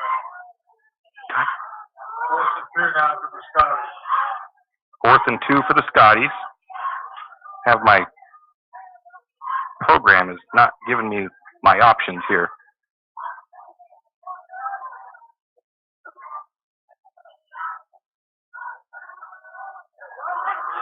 And now we get no, it's Lumberjacks holding them short. They're not going to get the yardage needed.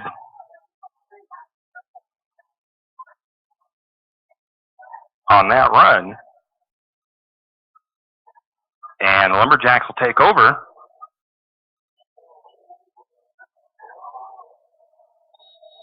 At the 34-yard line. Not sure who was on the tackle for the Lumberjacks on that last play, but St. Mary's takes over on downs on their own 34. So nice defensive stop by Lumberjacks that time. 2:23 to go before half. See if Lumberjacks can get this into the end zone on this possession. Going to get the handoff. No, the pass flushed out is Barta, and he's going to be tackled and taken down, sacked by the 70. It looks like Cochran. Loss of about 5 yards. Barta scrambled, but ends up losing about 5. And I think I said Cochran.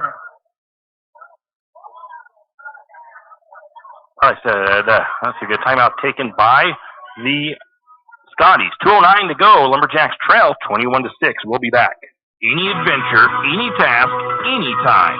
There's a Yamaha utility ATV for any ride and any rider. See the full lineup at St. Maries Dawn Cycle. Adventure seekers can start with the trail-tested capability and comfort of the Yamaha Grizzly lineup. For the ultimate in mid-size ATV performance, check out the Yamaha Kodiak 450. And for those who mix work and pleasure, the Yamaha Kodiak 700 line devours chores and leaves room for adventure. Find your utility ATV at St. Mary's Dawn Cycle or YamahaMotorsports.com. ATVs are recommended for use only by riders aged 16 years and older. ATVs can be hazardous to operate. Yamaha recommends an approved training course. For safety and training information, see your dealer or call 1-800-887-2887. Two wide receivers for the Lumberjacks. One to the near side. St. Mary's going to run it up the middle. No, Barta. Are we saying Freeman took another timeout there, which is interesting. I think the Scotties only have 2 timeouts left. Or are they calling that? No, they blew the play dead, I guess. A couple of yard gain by Barta. 3rd and 13 from the 32. So that's where we'll keep that. We'll say 3rd and 13.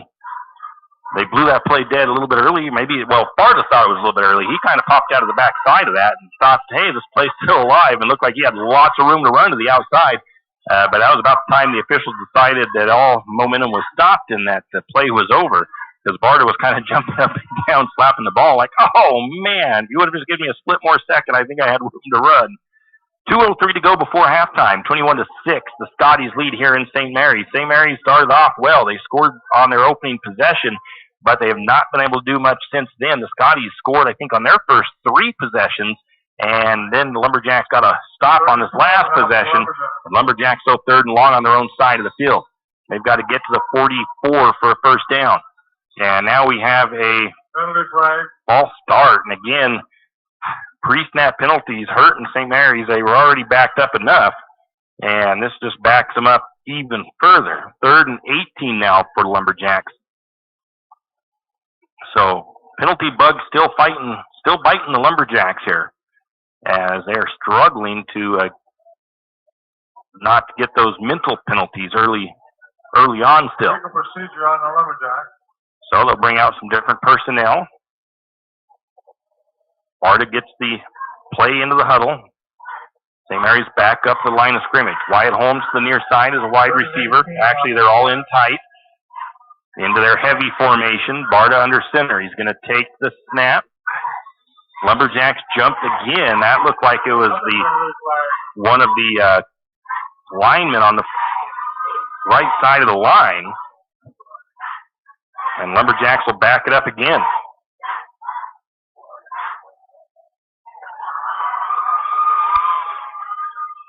Lumberjacks going the wrong way. Last week they were having these issues when they were on their opponent's side of the field.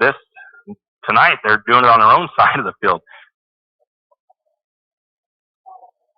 St. Mary's comes out of the formation, changes their wide receivers once again. They've got Marsh to the top, Grimaldo near side. Barta goes under center. Takes the snap. Fakes the handoff. Rolls to the near side, looking for a receiver. Flushed out of the pocket, and he's going to be tackled and taken down for a sack. Brought down by Hernandez for a loss. Timeout taken by the Scotties. Looks like they're at about the 19. And a timeout taken by the Scotties. 30-25 for the Jacks at the 19-yard line. 4th and 19. So 4th and 25 from the Lumberjack 19-yard line. I can't imagine they're going to go for it on this one. With a minute 52 to go in the half. They're going to send Riley out there to try to get this thing down the field a little way so that the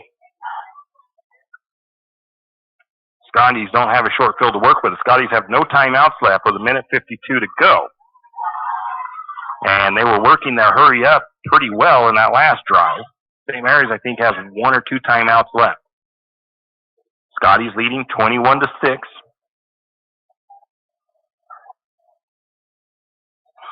Riley Abel back there to punt, making sure he has all of his guys, and not too many.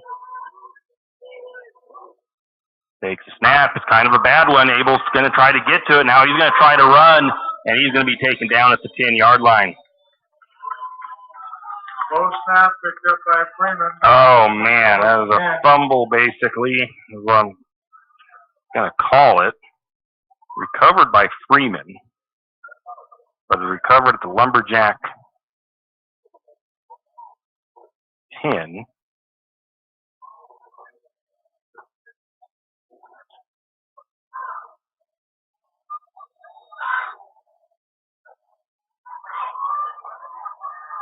Gotta get this fixed up. The Scotties look into the end zone. Caught.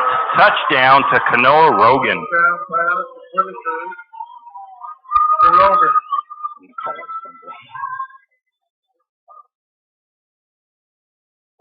So the bad snap, things just keep going, getting worse for the Lumberjacks. And the bad snap turns into an easy touchdown for the Scotties just before halftime. Lumberjacks got 1:41 left to go.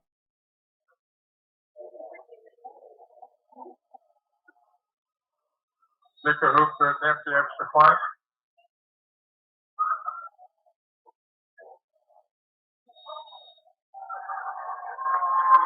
And it's good. And that kick is good. And we'll be back.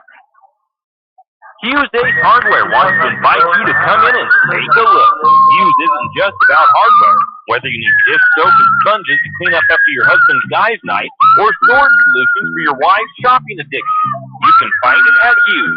Come see the difference. Everything you need, from a blow dryer to replace the one your toddler dropped in the toilet, to a bathroom scale to help your hubby stay on his fitness goals. Hughes Ace Hardware is the place to get the products you need and the help you want all the time, every time.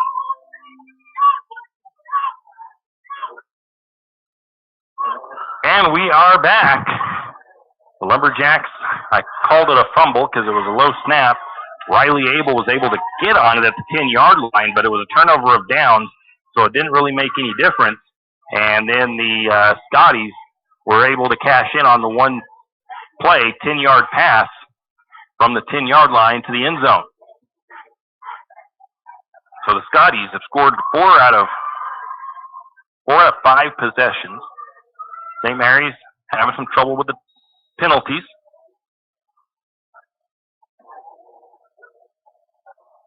Dicker hook to kick off. Can be fielded by Brock Anderson, and he went a little bit backwards again. This time he was fielded at the 30.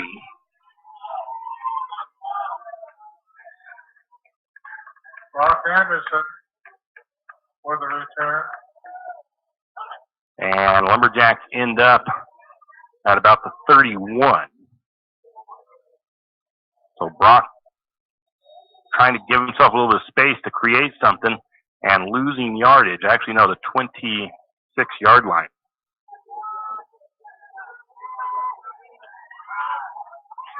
So Lumberjacks first and 10, minute 32 to go on their own side of the field. They trail 28-6 in the second quarter of play.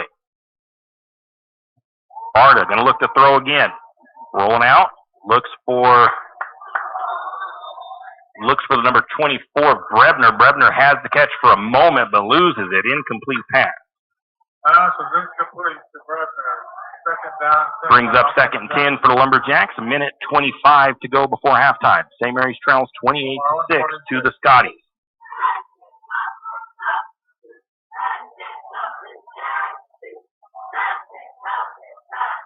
So Lumberjacks had a very successful first drive, but then the Scotties made some sort of adjustments. They've been able to shut down St. Mary's, and then also the Lumberjacks have had quite a few penalties in this first half.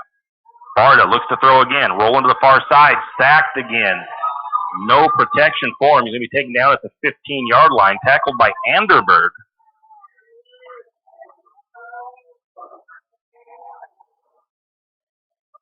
Might not be that far back. Yeah, it is to the 15. Third down and a bunch for the Giants. Tackled by number 62, Anderberg. 3rd and about 21 for St. Mary's. Clock ticking. If Lumberjacks actually just hand it off this time. They do hand it to Gibson. Gibson powers forward for a couple. And Lumberjacks will probably be content to let this clock run out at this point. 30 seconds on the clock. I don't know if they can let it run out or if they do have to run the play. They're going to take it down as far as they can, at least. Probably. 4th and 19 for the Lumberjacks. I'm not sure if I've seen Riley Abel come out or not. St. Mary's might even take the penalty. As they're slow and just not really going anywhere. 3 seconds. It looks like they have plenty of time to let the clock run out. And that's how the first half comes to an end. Lumberjacks, like I said, started out strong, scored the first touchdown. Haven't been able to do much since then. They trail 28-6 to the Freeman Scotties going in at halftime. We'll take a break, come back with our senior spotlight. It is Jackson Nantel tonight. So stay tuned for that. You always hear on the radio, cross the bridge to savings. But it's true. St. Mary's Harvest Foods has what you need when you need it. And if you don't see it, then just ask one of the friendly staff, and they will gladly help you find what you need. From meat, super fresh produce, and dairy, St. Mary's Harvest Foods will save you big on the things you need the most. No time to cook tonight? Then check out the hot deli for something quick for dinner. St. Mary's Harvest Foods, where you truly can cross the bridge to savings. Jack Fuel Trucking knows that there are few things as important as wise use of our natural resources. And by utilizing the chips in the manufacturing of lumber, that is exactly what is accomplished. If you look beyond the wood chips, you see an entire community of schools, churches, and businesses. And most importantly, people. Jack Fuel Trucking believes in responsible harvesting of our natural resources. After all, you take a close look, those aren't just chips. They're an entire community. Jack Fuel Trucking. Do you need help finding that perfect gift? Looking for that personalized touch? Come to Jack's Pharmacy in St. Mary's and let us fill your balloons. Not only does Jack's carry all of your gift and party supplies, but we're here to serve you with all your personal care items. Come in and let our personal care experts help you find just what you need from our wide selection. If we don't have it, we can get it. Plan your party at Jack's Pharmacy, your good neighbor pharmacy, where you'll receive personalized service and attention. And it's time for our senior spotlight. Today we have St. Mary's Lumberjacks senior Jackson Nantel. Jackson, thanks for joining us. Yep. Jackson, what sports do you play? I do football, wrestling, and baseball. Which one is your favorite, and why is it? I guess it really depends on the season, but right now football, so I think football is my favorite. If I had to pick one. What has playing sports taught you? Leadership. Leadership's been big, and brotherhood too. Just spending time with my boys, building a family, you know. What is your favorite thing about playing sports? It just gives me something to do. I get to hang out with my friends and have fun. Not sitting around, you know. Not sitting around being lazy? Yeah. What is your least favorite thing about playing sports? Practices sometimes, especially during wrestling season, are bad. That's about it, yeah. What is your favorite pro sports team and player? My family's from Michigan, so I'm a Detroit Lions, Detroit Tigers fan, and I love Miguel Cabrera for the Tigers. He was my favorite player when I was a kid, so. What is your goal this year on and off the field or the court? Court, you don't do basketball. No. For football this year, the goal is just, you know, win games, I guess. Also, my personal goal is first team All-State this year. So. All right, we're talking with Jackson Nantel, St. Mary's Lumberjacks senior. We'll take a quick break and be back with more. Looking for future leaders we can believe in? Look no further than the high school student athletes right here in Idaho. High school sports teach young people how to be effective leaders. It includes learning to listen, accepting responsibility, being a good role model, and it's about respect. The result, it transcends sports. It gives us hope for the future. This message presented by the Idaho High School Activities Association and the Idaho Athletic Administrators Association. Afraid to touch that breaker box? Need some rewiring done? Call the professionals at M&S Electric. With nearly 40 years experience, there's no job too big or too small. From industrial and commercial to residential and service work, M&S Electric isn't afraid. Serving Benawah, Shoshone, Kootenai, and Latah counties, M&S Electric has you covered. Overhead work? M&S can do that too with their bucket truck. M&S Electric, 408 Main Avenue, St. Maries. Give them a call, 208-245-3890. No job too big, no job too small. We do them all. M&S Electric. For all of your area high school sports schedules, updates, and recaps, including Lakeside, Kootenai, and of course, St. Maries High School, pick up your copy of the St. Maries Gazette Record every Wednesday. Not only will they have game recaps and highlights for area high school sports action, but local news and information. St. Maries Gazette Record, pick up a copy today. For all your plumbing needs, call Nick's Plumbing and Heating. With Nick's professional staff, you can be assured of guaranteed quality products, installation, service, and repair of all of your plumbing. So if you have plumbing needs or problems, call the good folks at Nick's Plumbing and Heating. Call 245-5460. That's 245-5460. Nick's Plumbing and Heating. Installation, service, and repair when you need it. Nick's Plumbing and Heating, St. Maries. And this is the Senior Spotlight. We've got Lumberjack Senior Jackson Nantel. What are your plans after high school? Well, I want to go to college to study youth ministry. Sweet. What is your favorite subject in school? Does advanced fit count? Sure does. Cool. We'll go with that then. There's a few of you that picked that one. Somebody that you look up to?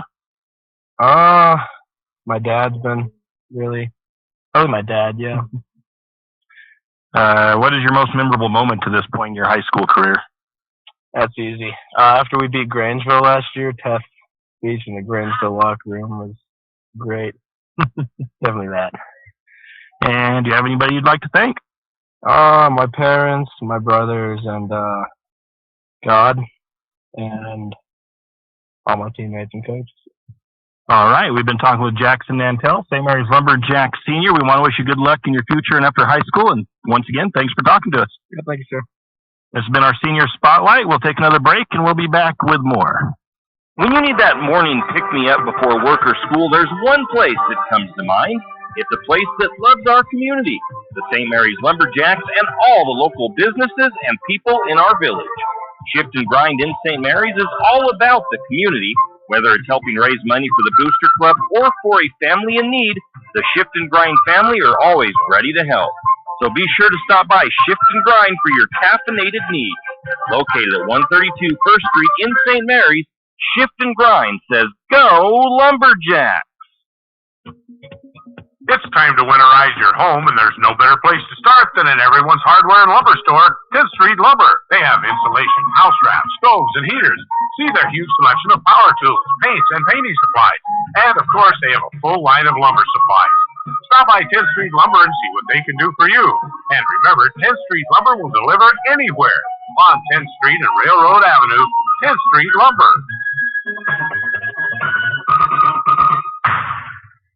Wondering how to manage your retirement nest egg? How big should it be when you retire? Contact Jenny Oaks at Gateway Financial Partners to get the answers to these and all your other financial questions.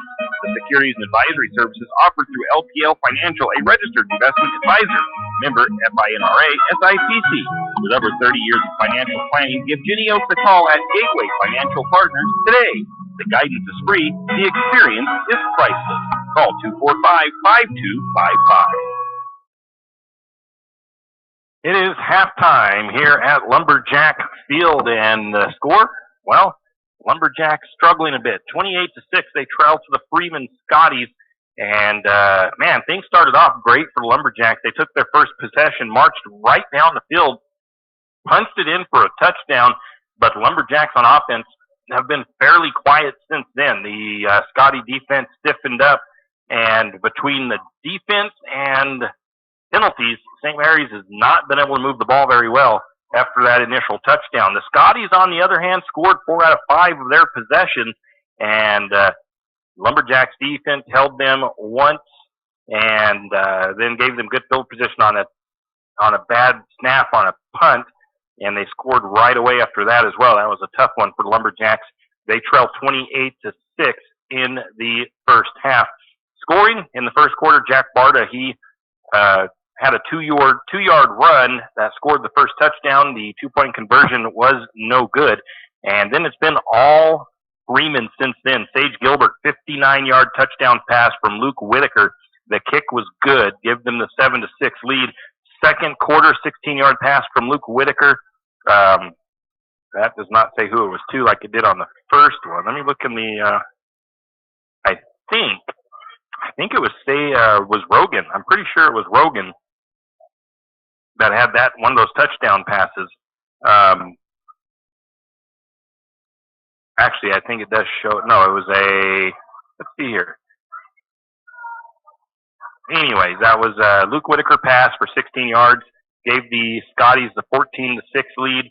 Kanoa Rogan then scored on a 1-yard run, 21-6 after the good extra point, and then a 10-yard pass from Whitaker. And that one I really do think I missed who it was that made that reception, but I'm pretty sure Rogan has one of those receptions for the Scotties. But that gave the score 28-6 going into the half. St. Mary's has ran 35 plays, total just 89 total yards. The Scotties way more effective, 28 plays, 229 total yards. St. Mary's has 15 passing yards, and the Scotties with 109. On the ground, St. Mary's with 74 yards, the Scotties with 120. St. Mary's has only been able to muster up 5 first downs. The Scotties have doubled that with 10 first downs. St. Mary's 3 for 9 on third down conversions for 33%, while the Scotties have been 3 for 4 for 75%. Fourth down efficiency, St. Mary's is 1 for 1. The Scotties 0 for 1. Both teams, well, actually, no, I don't think the Scotties have had a turnover. St. Mary's has 1 turnover, and that was an interception thrown. Penalties, not a good number for St. Mary's. 6 penalties, totaling about 67 yards in that first half.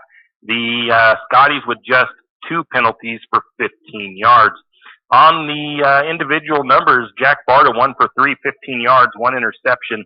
Trey Gibson has 16 carries for 76 yards, a long of 35. Hayden DeFort had a nice run called back by a holding penalty. He has 3 carries for 10 yards. Jack Barta with a couple of sacks. He's got a touchdown run, but he also has been sacked several times. That's given him negative rushing yards there. He's got a negative 19 on his rushing. Jarrett Brevner has the lone reception for the Lumberjacks for 15 yards. Whitaker, 6 of 11 for 109 yards for the Scotties, 3 touchdowns, a long of 59. Rogan has 9 carries for 79 yards and a touchdown in the ground game. Cody Case has 2 carries for 20 yards. Whitaker has been sacked once and has negative 3 yards rushing on that. Receiving, we've got Gilbert with 1 catch for 59 yards, and I'm pretty sure Rogan has a couple of receptions in there. I don't know why. I know I've given him the right person. Defensively, right now, according to my stats, Trey Gibson has 2 tackles, 2 assists. Cole Donald, 2 tackles, 1 assist. Gerard Dittman has a tackle. Rowan Ford has 1 tackle, 1 sack. And that sack, of course, is a tackle for loss. Aiden Year out with a tackle. And again, some reason some of these tackles aren't being credited to the people they belong to. Rest of the team, I've got 5 tackles, 3 assists. And I know I've picked somebody for those, but they have not been credited properly. And that's about it, really, statistically. Not much to go off of after that. We got 3 minutes until this game gets underway for the second half. The Lumberjacks trail 28-6. Scotties will get the ball to start the second half, and they are back out here on the field ready to go. Wait for the Lumberjacks to get out. We'll be back. Triple X Feeds in St. Mary's is your one-stop farm and garden shop. Everything from pet supplies to livestock feed and supplies, Triple X Feeds has it. Horse supplies, they have that also. From saddle pads to bridles, Triple X Feeds can set you up. Triple X Feeds now has hay and alfalfa in stock as well as straw. Triple X Feeds, located at 130 East College Avenue in St. Maries, open 8 to 5:30 weekdays and 9 to 5 on Saturdays. Triple X Feeds is a proud Lumberjack sports broadcast sponsor. Looking for a hard-working, reputable, licensed, and insured construction company in Benoit County? Need a remodel, pole barn, or deck? Whatever your construction needs may be, Colton Construction LLC is waiting for your call. 208-315-7333. Colton Construction LLC, licensed, insured, and ready to give you your free estimate today. Give them a call, 208-315-7333. That's 208-315-7333. Colton Construction LLC. Ask about their military discount. Hey, honey, is this your course schedule for the fall? Yep. Let me see here. English, good. Chemistry, trigonometry, excellent. World history, I love world history. Baseball, wait, baseball? Baseball isn't a course, honey. Well, sure it is, Mom. High school sports are about so much more than winning and losing. They teach lessons that can't be taught in a classroom, like accountability and self-discipline, the value of teamwork. I may not be earning a grade, but I'm learning how to compete later in life. Isn't that what getting a good education is all about? Yes, of course it is. I was just testing you. What can teenagers here in Idaho learn from participating in high school sports? Plenty, as it turns out. That's why they're called education-based athletics. High school sports. There's so much more than just a game. This message presented by the Idaho High School Activities Association and the Idaho Athletic Administrators Association. And we are back, and I found out why it's some of those stats were showing to other players. It's because those players that it was showing are no longer on the team, and it was giving them, I think when I upload them to Huddle, because I am the official scorer or stats keeper for St. Mary's, I think it'll correct them and hopefully put them to the right players, but it's showing some of them for like Coy Sand. So I know Anderson had a tackle. I know that John Kennelly was in there for a tackle, and a couple of other guys those Brock Anderson, I think I said that one. So it's just not necessarily crediting some of these tackles to the proper person. In any case, we are about ready to get things rolling here. Both teams out. Both teams ready to go. The Lumberjacks will be kicking from right to left, and the Scotties will be receiving on the east side of the field as we get things going in the second half. Let's see if St. Mary's can come out, correct some of their early mistakes, and maybe chip into this lead a little bit. They're going to have to get a stop, though, first, as the Scotties have the possession first to begin with. Whoa, what is that?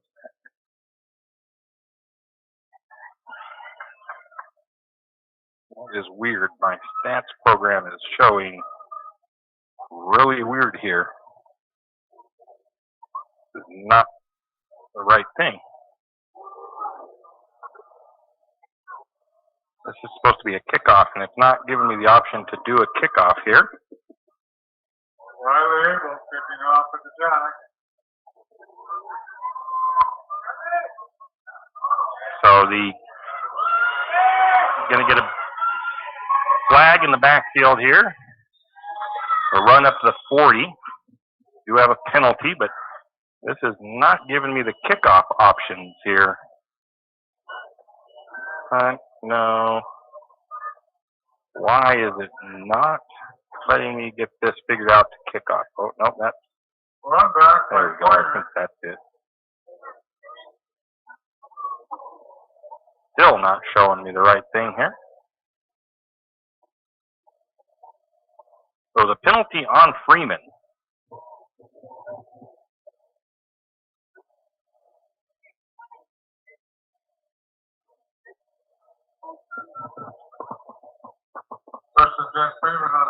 Anyways, let me do this. 1st and 10. Freeman has the ball. Third quarter. It's going to be a loss of yardage on that. The tackle by Gibson.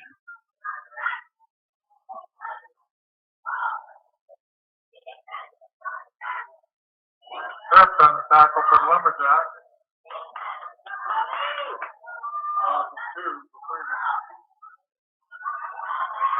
Now we get a pass.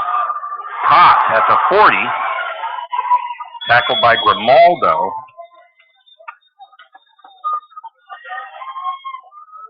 Pass from Whitaker to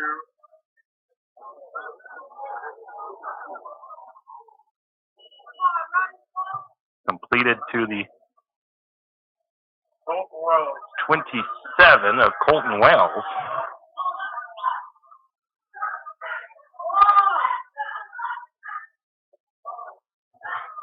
Oh, there's a flag on the play. So it was completed all the way down to St. Mary's territory, but a flag on the play. It's against the Scotties. Sideline violation against the Scotties. Oh, it's a warning or a sideline violation.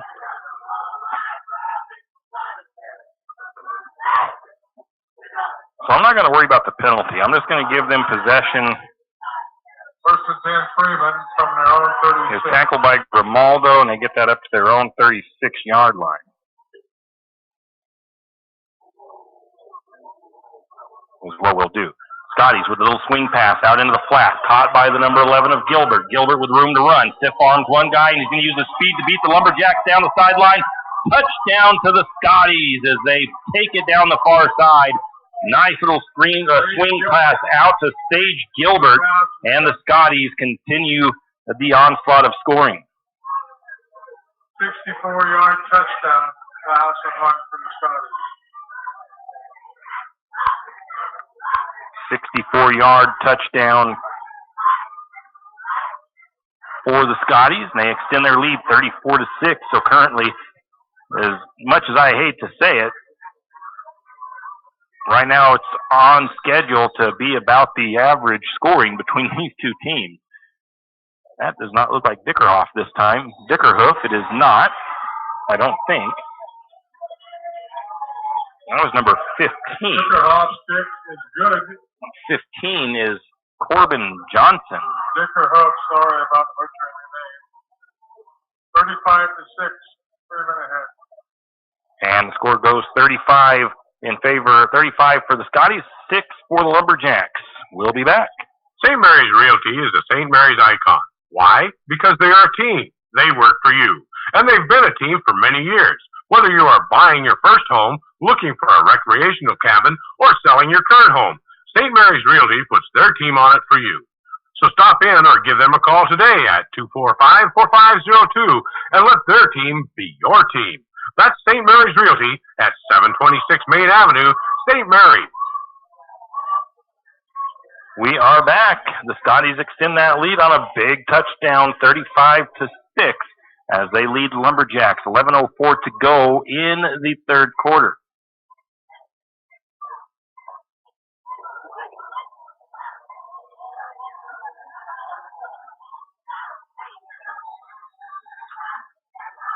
And again, it's number 15 to kick off.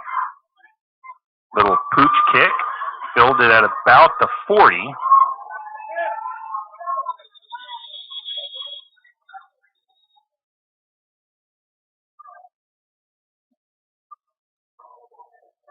Not sure who that was for the Lumberjacks. Might have been, it was either Anderson or Darnold. Short kick, fielded by Cole Darnold. First and 10 Lumberjacks on their own 43. And about a 3-yard pickup. Pretty good field position for Lumberjacks. One to the near side, one to the far side for wide receivers. Barta under center. Hand off. Fake handoff. No, it is. Is it Gibson with the carry or not? I'm not sure if it was. Trey Gibson with a 1-yard gain. I'm not sure if that was Trey or not, but that's who I will give it to as well. Picks up a yard. Didn't see who got the tackle for the Scotties. One receiver to the near side, that's Grimaldo. Top of the formation is Marsh. Gibson in the backfield, 2 wingbacks. Barta with a handoff. Gets it to Gibson. Gibson powers forward up to the 50-yard line. About a 6-yard pickup that time for Gibson. Brings up 3rd and about 3 for St. Mary's. 3rd and 3 now for the drive. Lumberjacks have tried to pass a few times, but the pass protection just not quite there yet for the Lumberjacks. One receiver each side of the formation. Barta under center, taking the snap.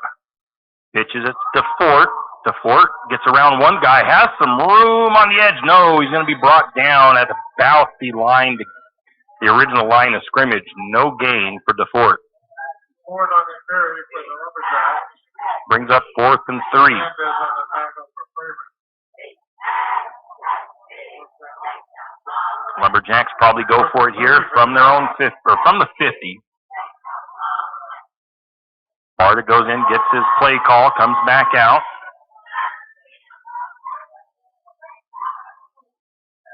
Marsh top of the formation. Grimaldo near side. Barta under center.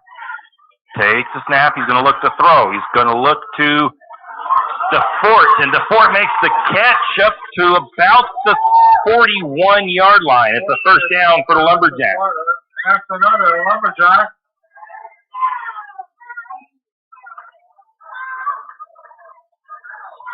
So it's a first down.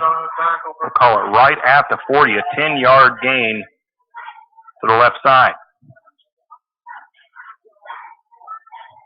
Same formation for the Lumberjacks, same wide receivers. Barta under center, Gibson in the backfield. Gibson going to take the pitch. Guy comes in unblocked and is going to take Gibson down for a loss. That had nowhere to go as somebody missed a block there. On the tackle. Loss of a couple. Somebody on the line missed an assignment. Let somebody come through free. Gibson had no opportunity to go anywhere with that one. Brings up 2nd and about 13 for the Lumberjacks. Again, same 2 wide receivers. Under center is Barta, in the backfield Gibson. Man in motion, DeFort going to the far side of the formation, hand off to Gibson. Gibson trying to bounce it outside. He's going to be wrapped up, and I think Gibson might have lost another yard on that one. Gibson on the carry. I think the tackle was made by Smith.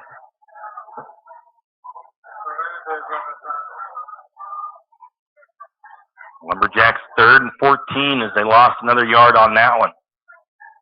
3rd and 13 now for the Jacks.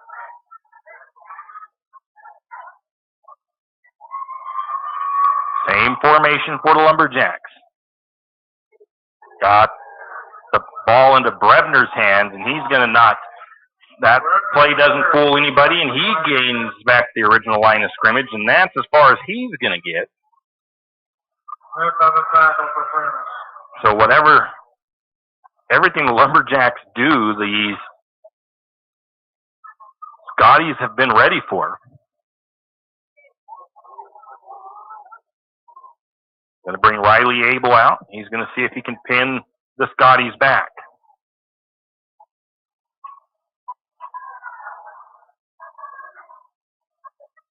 The snap, good one this time.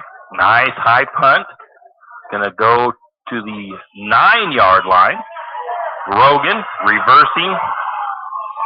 Going to head down the sideline near side. Still has some blockers. Finally brought down at about the 40. Tackled by Gibson. Rogan knocked down from behind by Gibson.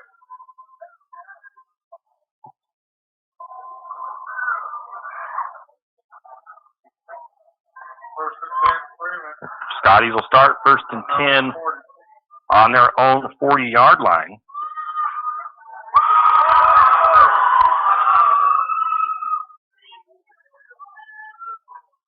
Four receivers set, 2 to each side. Whitaker shotgun. Running back flanking him to the near side. Going to hand it off. And tackled in the backfield by Kennelly is Case.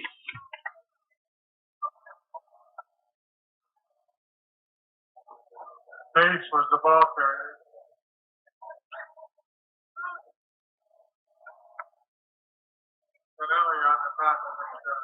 Again, same formation.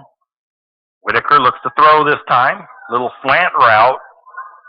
And we're going to get 2 different penalties coming in. I think one's going to be maybe a PI, and the other one's going to be a be a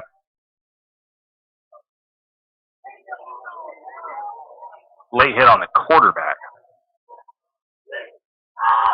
Coming off a little shaken up for the Scotties, the number 5 of Case.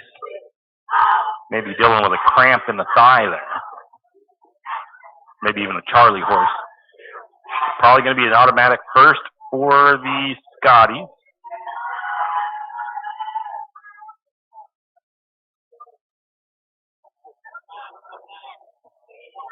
$15-yard penalty. Automatic first down. That ball should go up to about the 46 of St. Mary's. Freeman from Lumberjack 46.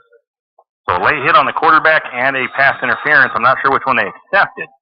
3 receivers to the near side, 2 to the top. Going to be a quick little throw out into the flat. Caught with room to run, but a nice open field tackle. That's the 6 of Darnold.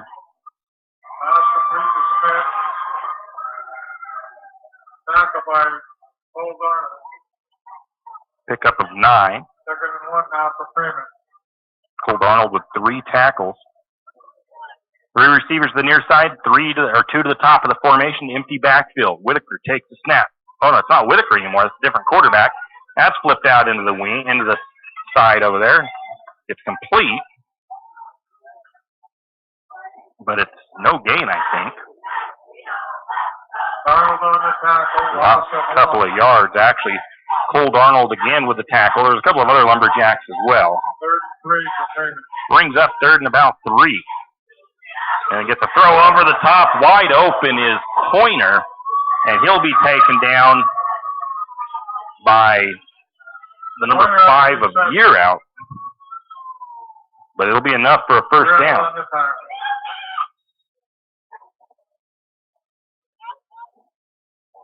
All placed at the 15.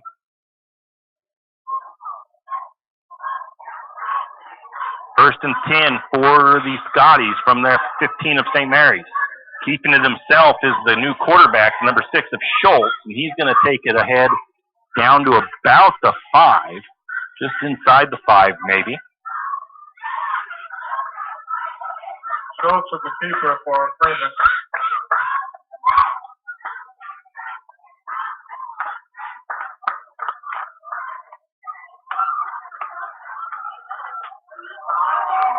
Brings up 1st and goal from the 5 for the Scotties.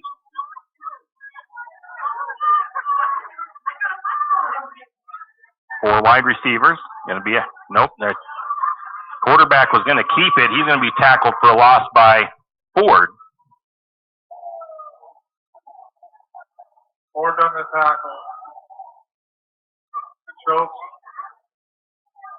No gain. Loss. Had to have been a couple of yard loss there. Brings up 2nd and goal from the 7. 4 wide receivers, 2 to each side of the formation. Schultz takes the snap, looks to throw. He's going to go to the end zone and just out of reach of his receiver, Wells, incomplete. Brings up 3rd and goal. Looks like there is some laundry on the field, though. Number flag down. Roughing the passer. St. Mary's going to get called for a roughing the passer.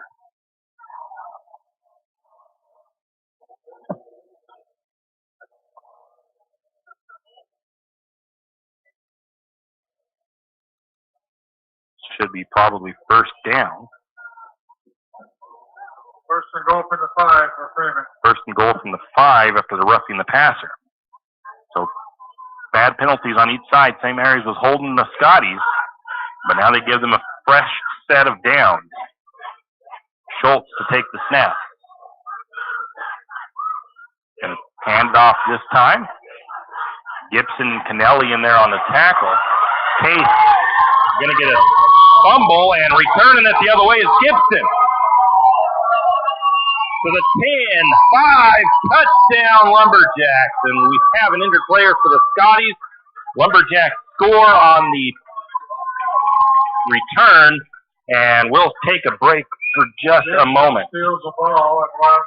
Riverbend Car Wash and Laundromat, located next to Harvest Foods in St. Mary's. Open 24 hours, we have washers and dryers of all sizes to get your laundry done quickly. If you'd like to get your laundry done in less than 5 minutes, take advantage of our drop-off laundry service where we wash, dry, and fold it for you.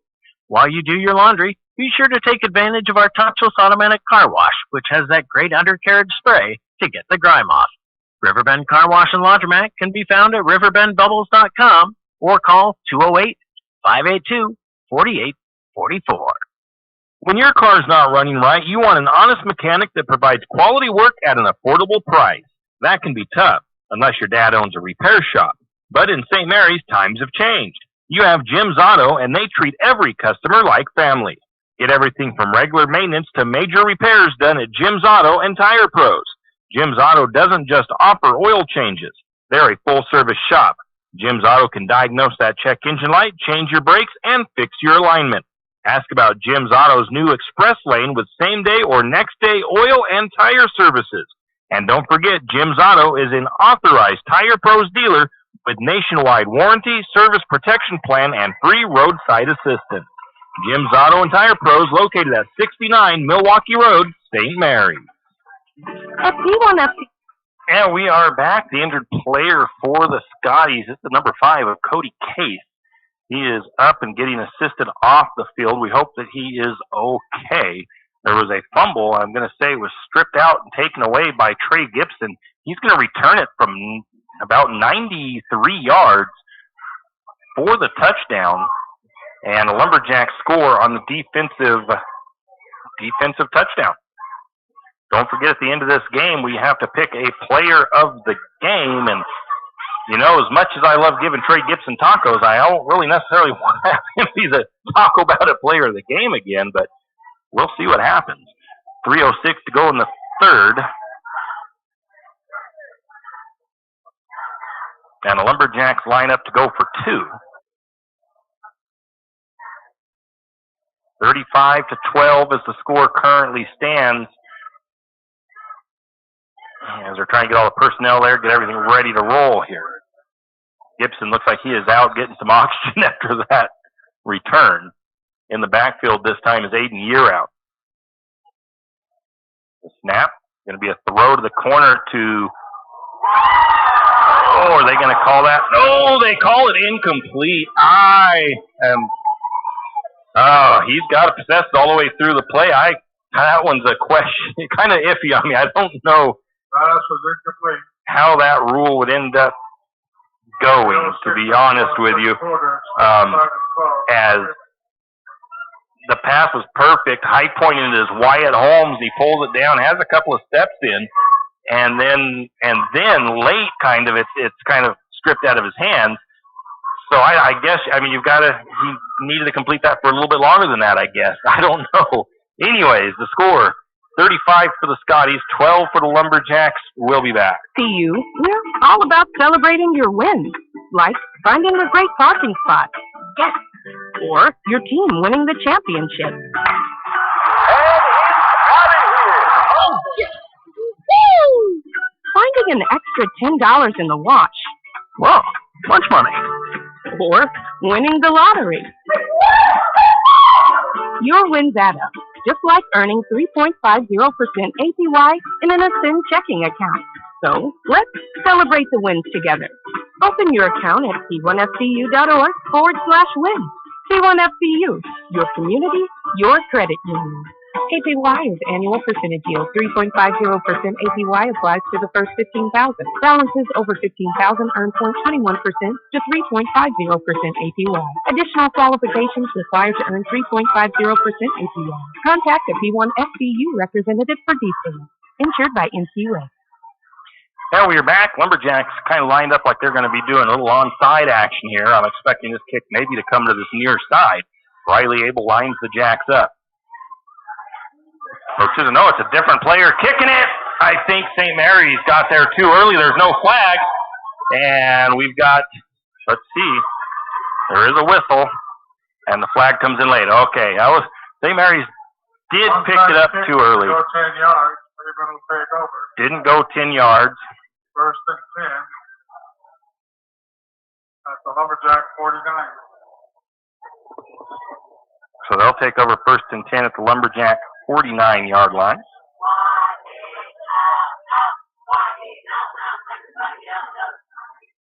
It took a little while to blow that dead. You never know. Sometimes things get missed. The Freeman team was definitely hopping up and down saying, hey, that did not go 10 yards.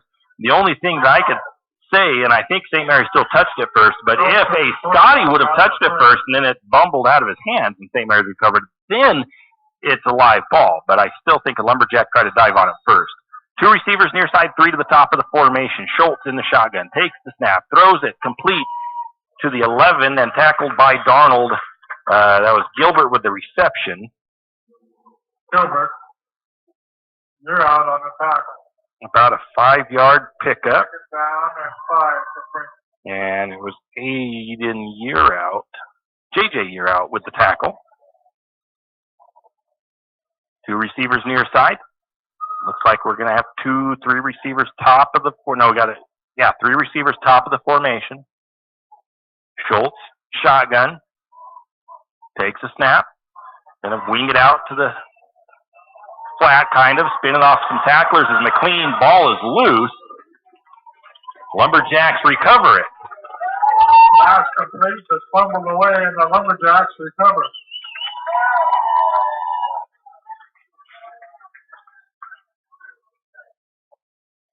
Ball was up to the 31, it looks like.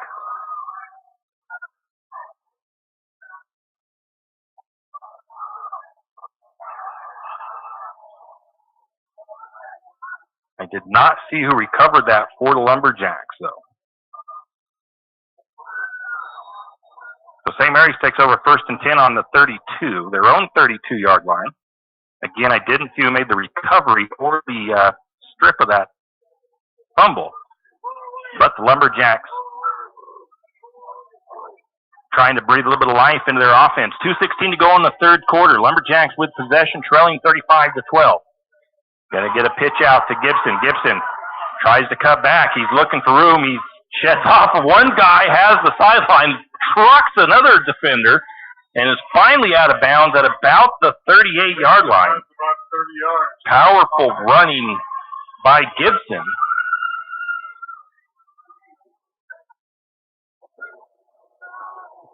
Up to about the 37-yard line. Then two made the tackle for the Scotties. Second about 5 yards. Lumberjacks hand it off to Gibson. Gibson going to power forward, gets it across that 40. Gibson up the middle for the Jack. Short gain for Gibson.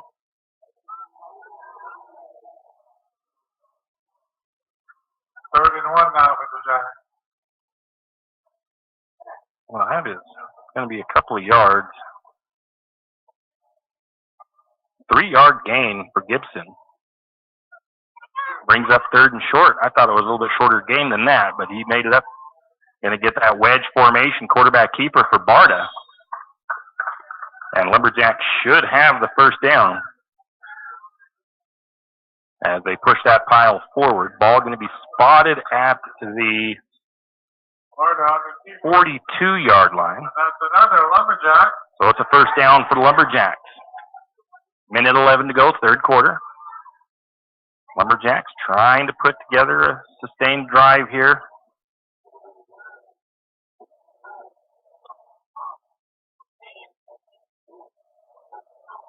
One receiver, no. Everybody in tight, wedge formation for the Lumberjacks. Gonna pitch it out. Oh, falling on it. The Lumberjacks fumble it. Back to the 36, and I think getting on it for St. Mary's was the number 23 of Yearout. Pitch recovered by Yearout. 36-yard line. Lumberjacks go backwards. 17 for the Jack. It's a fumble recovered by the Lumberjacks.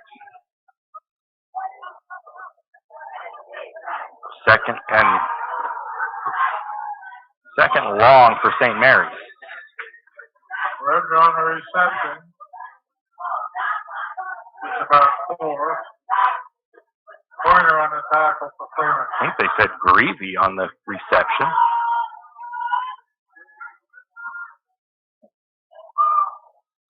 Picks up about 4 yards.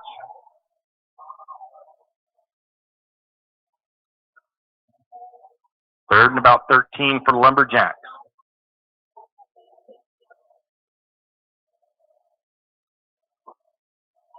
Not sure if that was Greavy or not. I didn't see who it was either, so I can't. I'm going to get a pass by Barta. He's looking. He's flushed out. Takes it to the other side. Still looking. Still on the scramble drill. And finally brought down for the sack, maybe, by the 55. Might be no gain. I'm going to call a quarterback scramble and no gain. And that'll bring up 4th and 13 in the end of the third quarter. Freeman 36, the Lumberjacks 12. So we'll switch sides and come back. St. Mary's 4th and long. We'll be back. Kenny and the crew at 10th Street Superstop invite you into the biggest convenience store in town. 10th Street Superstop is your one-stop shop for gas, propane, snacks, and ice-cold drinks.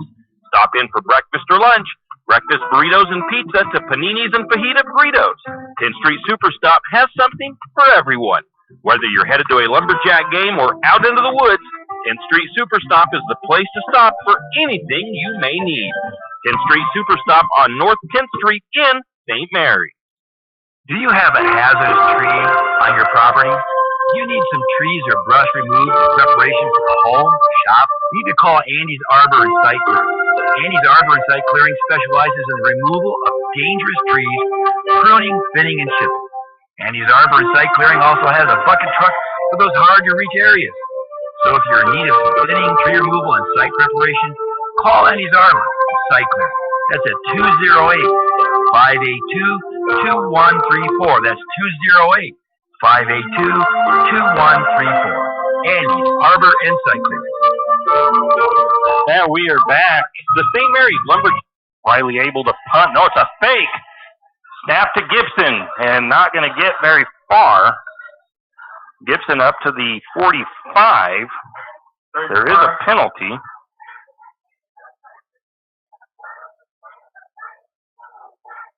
Gibson was the ball carrier, but he's not going to show the first down. St. Mary's was back on the Lumberjack 46. 39.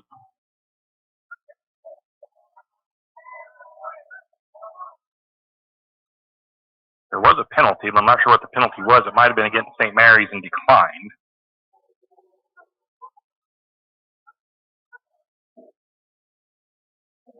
So the ball goes over to the Scotties. They'll start 1st and 10 on their own on the Lumberjack 46-yard line.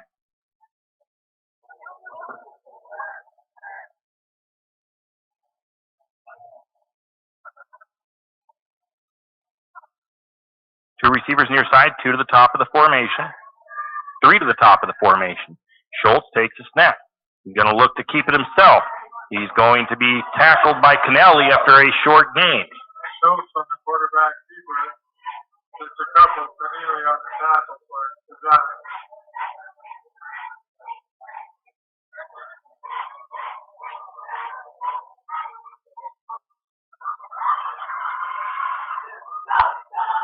Second 9 for Freeman. 2 receivers near side, 3 to the top of the formation. Schultz, empty backfield.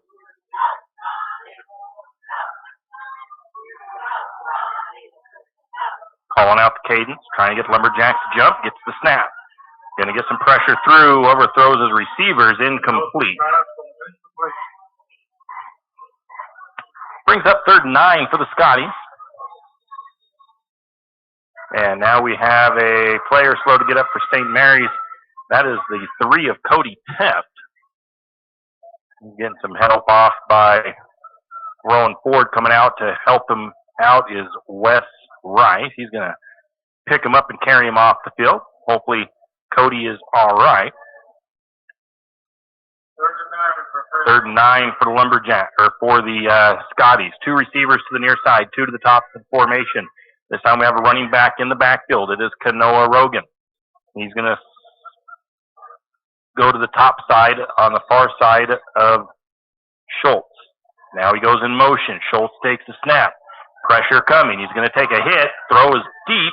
Incomplete. And another flag comes in. Flag on the play.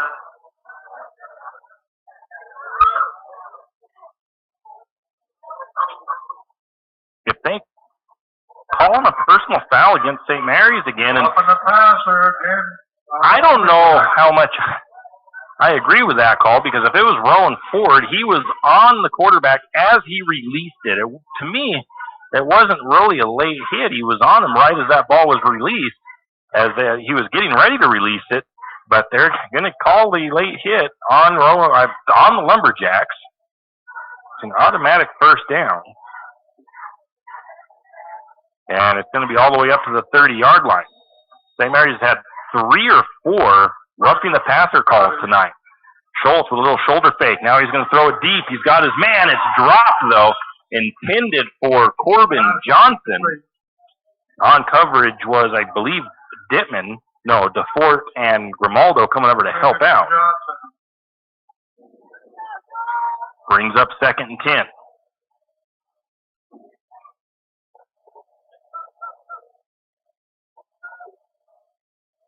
Two receivers near side, 2 to the far side.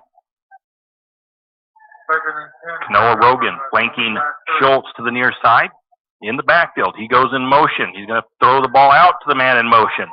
He's going to try to get the edge, still on his feet, and brought down by Gibson after a big run down to about the 11. Rogan on the carry, Gibson on the tackle for the Jacks. 1st and 10, Freeman from the Lumberjack, 21. Or from 11, I should say.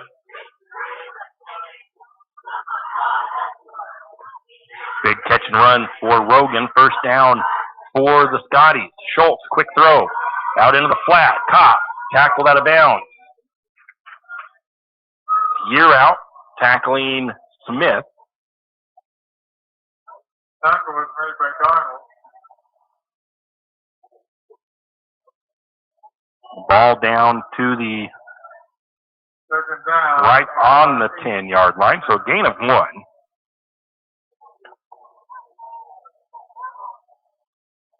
Again, 4 receiver set. Schultz letting clock go, watching the back judge.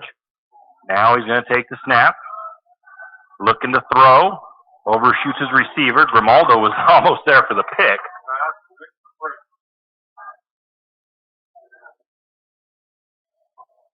Grimaldo just couldn't quite get to that ball. Brings up 3rd and 9 or so, 3rd and 8. From about the 10-yard line. 3 receivers top of the formation, 1 to the near side. Rogan flanking Schultz. Schultz in the shotgun, takes the snap. He's going to loft it up and high for Rogan, and it's caught into the end zone. Tight roping is Rogan for the touchdown for the Scotties. Complete from Schultz to Rogan for the Freeman touchdown. Score now 41-12. Going out for the extra point attempt is Corbin Johnson, the senior.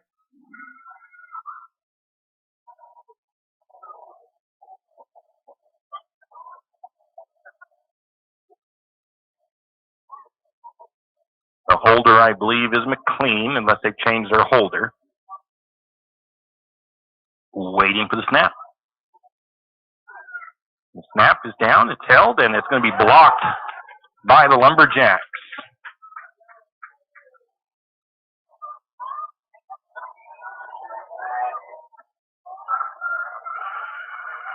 I believe that was the number 22 of DeFort blocking it.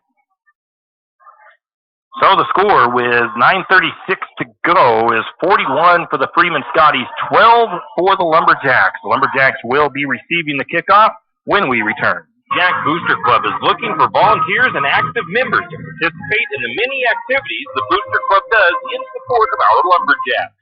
Lumberjack Booster Club provides much appreciated support to Lumberjack sports programs and is always looking for new active members and new ideas.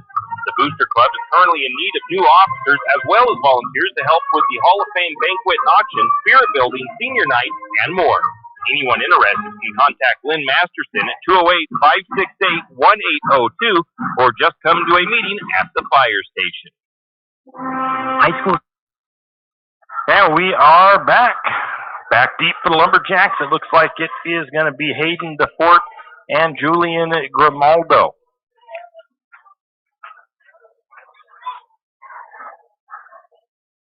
Kicking off is the number 15 of Corbin Johnson. I think his last kick was kind of a high, short one. Picked up by, I think that's like the third level, I guess you could say, of the kickoff unit.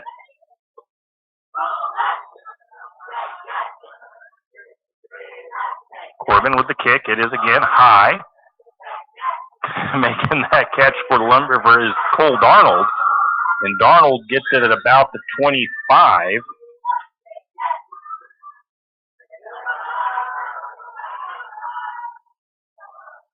And brings it up to the Darnold on the return for the Giants. 37. 38-yard line. Their own 38-yard line.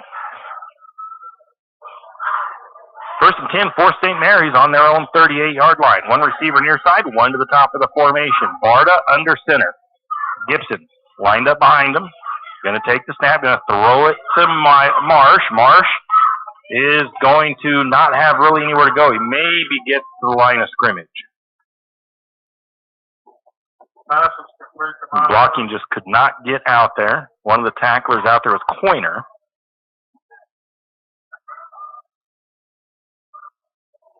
No gain on the play. Brings up second and 10 for St. Mary's. This time receiver, this time a little bit different. No, okay, it's just that the fact that St. Mary's is on this left hash mark. Marsh down here to the bottom of the formation. Grimaldo top of the formation. Barta takes snap. Hands it off to Gibson. Gibson will stutter step in the hole. Powers forward for about 3 or 4. Gibson up the middle for the Giants.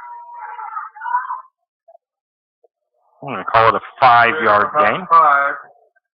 Then Sue made the tackle. 3rd and 5 for St. Mary's. Quickly back to the line of scrimmage. 2 receivers set. Gibson takes the handoff. Little delay. He's going to try to battle through traffic and backs his way across the first down marker. He takes that to the 50-yard line for a Lumberjack first down. 7-yard pickup by Gibson.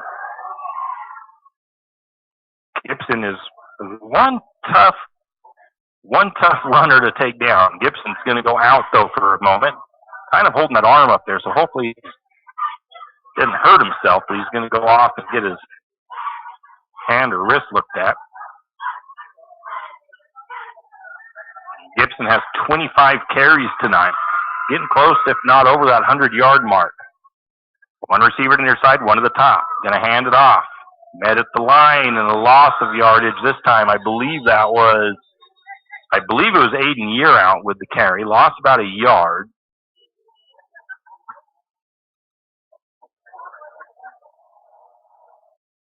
Lost of about a half a yard. I think it was Year out. I'm not 100% sure. That's who I'm going to have to give it to because that's what I think it was. Could have been Brebner, but I'm not 100% sure. That running back is still back there. Got to try to get a look of his number. Barta takes the snap, looks to throw this time. 2nd and 11. Chased out of the pocket. He gets the completion to the number 24 of Brebner for a short gain. Brebner on a reception.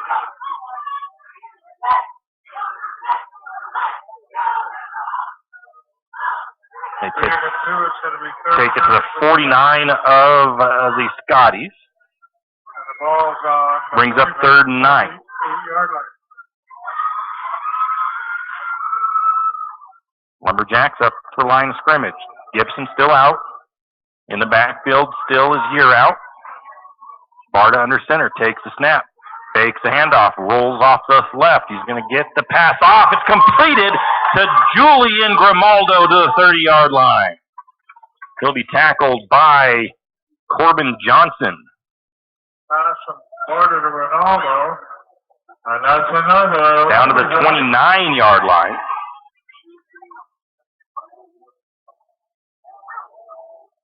That's a 20-yard gain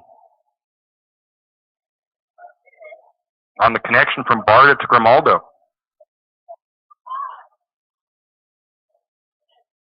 Again, same set. Handoff. Powering forward to Fort. Gets a couple. And DeFort stays down. He looks like he's going to get that ball to the 26 or 27, but he stays down. 6:40 to go in the game. 41-12, Jacks trail. Jacks, though, marching. We'll be back. Sports don't just happen. There's a ton of work that goes into every single athletic event. And we have our school's athletic director to thank for a lot of it. Thank you. For scheduling officials, so I can always play the game I love. For ordering quality athletic equipment, so I can stay safe on the field. For mentoring my coaches, so they can be the best role models for me. For coordinating transportation, so I can get focused for the big game. For helping us develop character and learn lessons that will benefit us for the rest of our lives. Thank you to our AD for always creating a positive experience for us. We'll never forget it. From all of us at the NIAAA, thank you to every athletic administrator in Idaho for all you do to enrich the lives of your students. It does not go unnoticed. This message presented by the NIAAA, the National Interscholastic Athletic Administrators Association. Archie's. And we are back. They get DeFort up on his feet, and he's heading off pretty much under his own power. So hopefully he is okay. And now we got to see where they mark that ball. I think he's maybe. The Lumberjack is off on his own power. See where they mark that if he got to the 25-yard line. Got that exactly to the 25. 6 Lumberjacks and the famous 25. Gain of 5. Brings up second and about 5. Going to have the snap, pitch out to Gibson. Gibson tries to get the edge. He's going to power forward, stays on his feet, picks up a couple for being forced out of bounds. Gibson on the carry, pushed out by Schultz. Pushed out of bounds by Schultz. Gain of 4, it's going to be 3rd and 1 for the Jacks. Gain of 4, 3rd and 1. Lumberjacks up to the line of scrimmage. Everybody in tight. Barta going to keep it. Big run by Barta this time. Barta breaks free, and Barta takes it to the end zone. Barta on a quarterback keeper, 40 touchdown. Second touchdown of the game for Barta. 20-yard run and a touchdown. 5:50 to go in the game. Lumberjacks trail 41-18.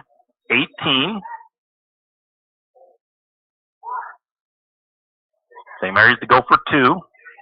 They've got Wyatt Holmes to the top of the formation as a receiver. Kyle Smith to the near side. Gibson in the backfield. Barta takes the snap, looks to throw, and a flag. Little pre-snap penalty there. Repeat the try. St. Mary's will bounce it back 5 yards. Getting a new play into Barta as he runs over to Coach Barta. That's the Jacks, have to move it back 5 yards for the extra point, I think.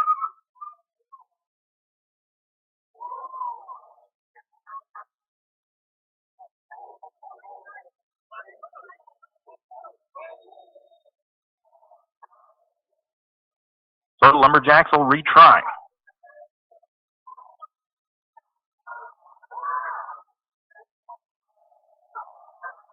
Same formation, Barta under center. Barta takes the snap.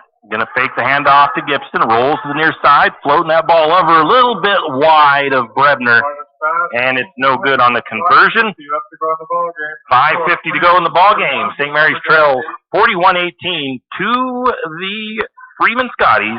We'll be back. IGA is not only a proud supporter of Lumberjack sports, but a proud supporter of the St. Maries community and shopping locally. When you shop local, you help businesses support other local businesses, as well as helping your local businesses to provide jobs. Did you know that local business taxes help maintain communities and counties by fixing roads and maintaining recreational facilities? Local business owners invest in the community and have a vested interest in the future of our community. So won't you help Archie's IGA by supporting your local businesses and shop locally? Oh yeah, and let's not forget those Lumberjacks.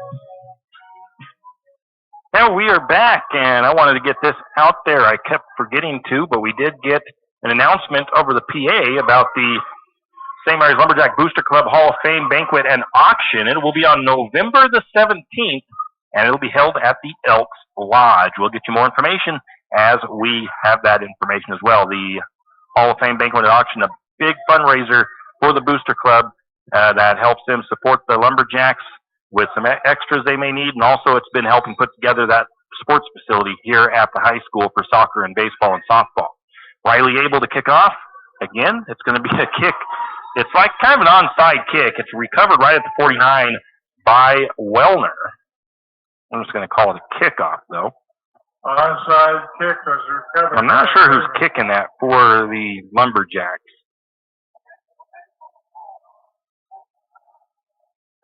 And they'll have it at their own 49, I do believe, is where the Scotties will start. Freeman from their own 49. So the Scotties bring three receivers to the near side, two top of the formation. Empty backfield, Schultz. Surveys, takes the snap, going to keep it. Going to find some room to run. He's going to be tackled by Gibson after about a 9-yard run. So the quarterback keeper. Gain of 9 for the Scotties. I know there was somebody else there that kind of helped bring him down, but Gibson was the first one on him. I'll give Gibson that tackle. So it's 2nd and 1. Three receivers near side, two to the top of the formation. Schultz getting his call from the coaches on the sideline. In the shotgun, empty backfield. Schultz waiting. Don't think the clock, the clock is running.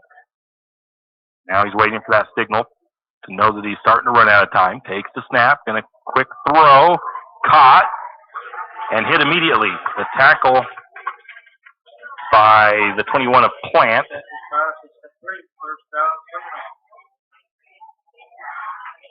The 24 of Grant with the reception. And the ball moved up to the 436-yard line. First down for the Scotties. 1st and 10. Three receivers again to the near side. Two to the far side. Empty backfield. Again, Schultz waiting, letting that clock kind of tick. Snap. He's going to keep it again himself. He's going to be tackled by Darnold after about a 3-yard gain.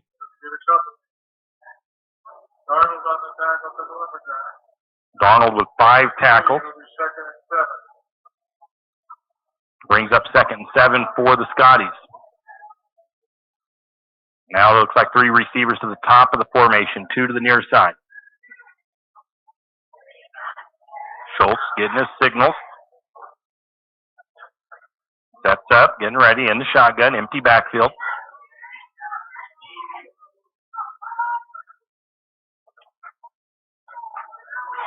Still waiting for that signal from the back judge. Now he starts signaling that he's running out of time. Now Schultz takes the snap, looks to throw. He's going to go across the middle, tipped up and incomplete. On the coverage was Gustav. And the receiver, I didn't see who the receiver was. I want to say it was Rogan, but I don't think so. I don't think Rogan's out there. I think it was Caleb Grant. Brings up 3rd and 7. That stops the clock. Lumberjacks would love to get one more possession.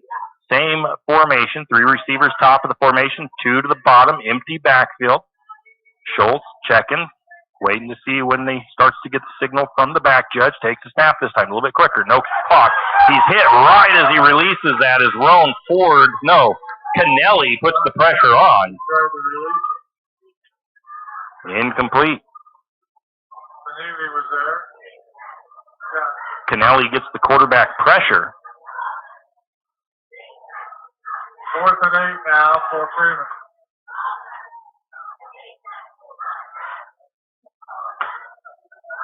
So it brings up 4th and about 8 yards.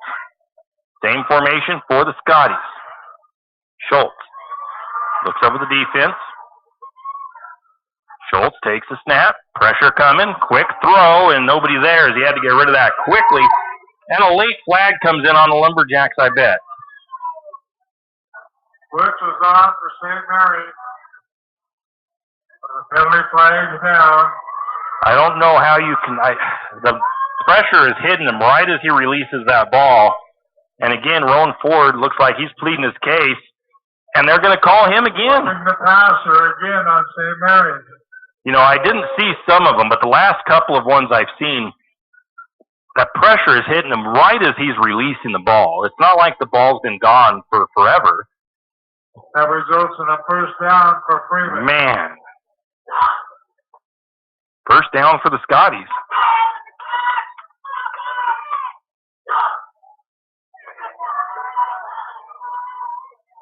I don't know about a couple of those roughing the passer calls.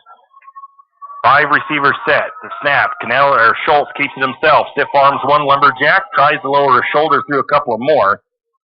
He'll get a couple of yard gain. The tackle's by Plant. Schultz on the carry. Gain of 5 for Freeman. 2nd and 5 now. No, Plant. 21 gets the tackle.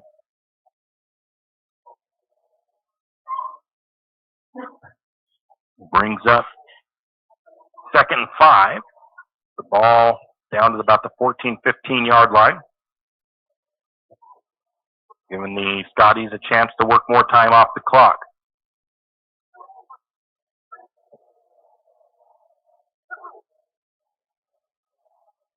Now Schultz getting ready to take the snap. Empty backfield. Going to keep it again. This time, Lumberjacks getting him is Darnold and Kennelly. I don't think there's really any gain there.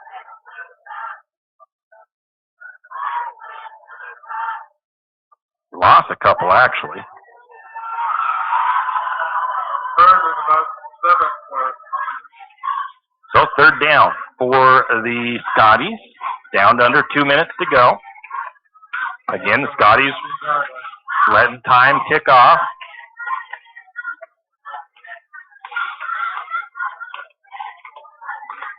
Now it looks like they're just going to wait and take a timeout. The Scotties take the timeout. Minute 43 left in regulation. Scotties lead it 41-18.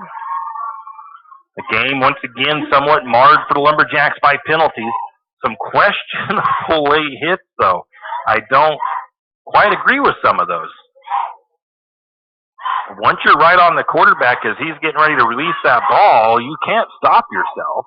I could see if he had 3 or 4 steps once that ball was released, but the 2 that I've seen, Roan Ford was basically on top of the quarterback as he released the ball. I just don't see being able to call that as a roughing the passer.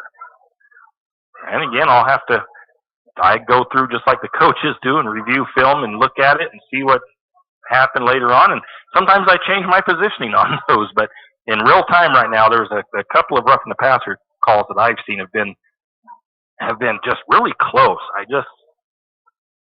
don't know what they expect the defensive ends to do, or the defense in general to do. So it's 3rd and 6 on about the 14. Actually, yeah, no, that's back to like the 15, 16-yard line now.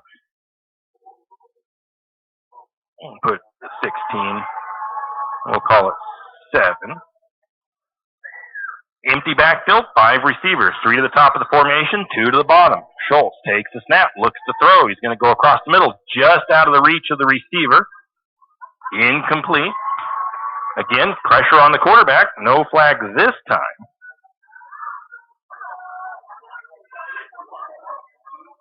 And 4th down. A couple of Lumberjacks right back there on him.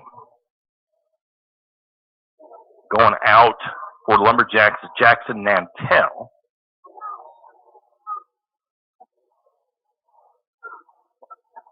So the Scotties will go for it.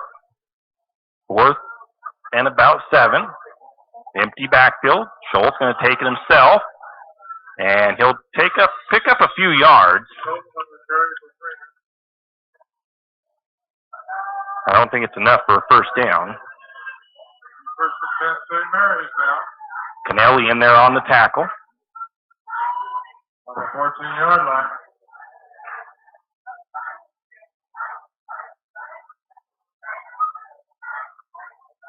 So Lumberjacks take over with 1:34 to go. Lumberjacks would like nothing more to make a quick drive here and put something into the end zone to finish this game off. At least St. Mary's has scored more than they normally do against the Scotties, so there's one bright spot. One to the near side, one to the far side for receivers. Handoff, Gibson. Gibson works his way forward. Looks like he picks up 5. 6 yards on the carry. Gibson on the carry. Lumberjacks quickly back to the line. Same formation. The snap. Fakes the handoff. Barta looking. He's going to still look to throw. He's going to look down the field. He's looking for Brock Anderson, but Anderson kind of slowed down a little bit, trying to decide if he needed to come back and give him an option that way or keep up the field, and ends up overthrowing him. 34 now for the Giants.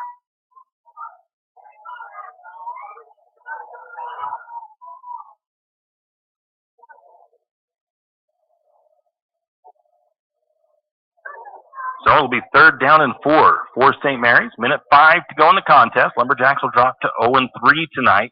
League matchup coming next week with the Wildcats coming to town. 2 receivers out there.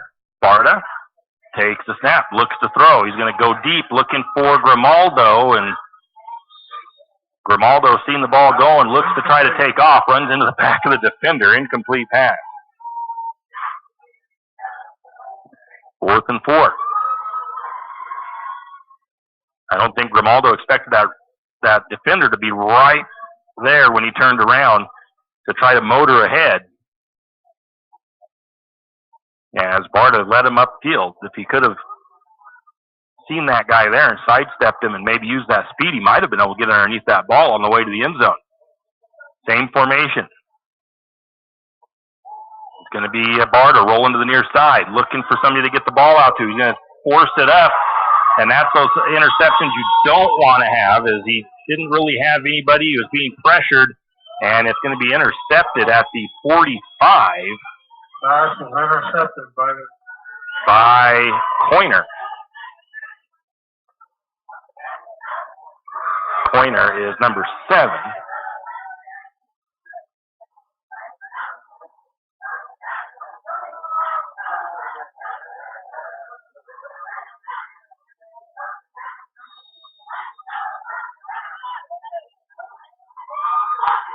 So 52 seconds left. The Scotties probably going to be kneeling it down here.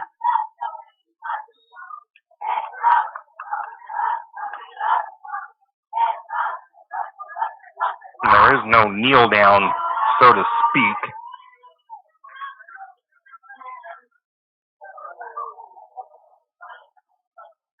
It is a loss of yards, though. That's where they snap that back to. Get one more kneel down, that should just about do it.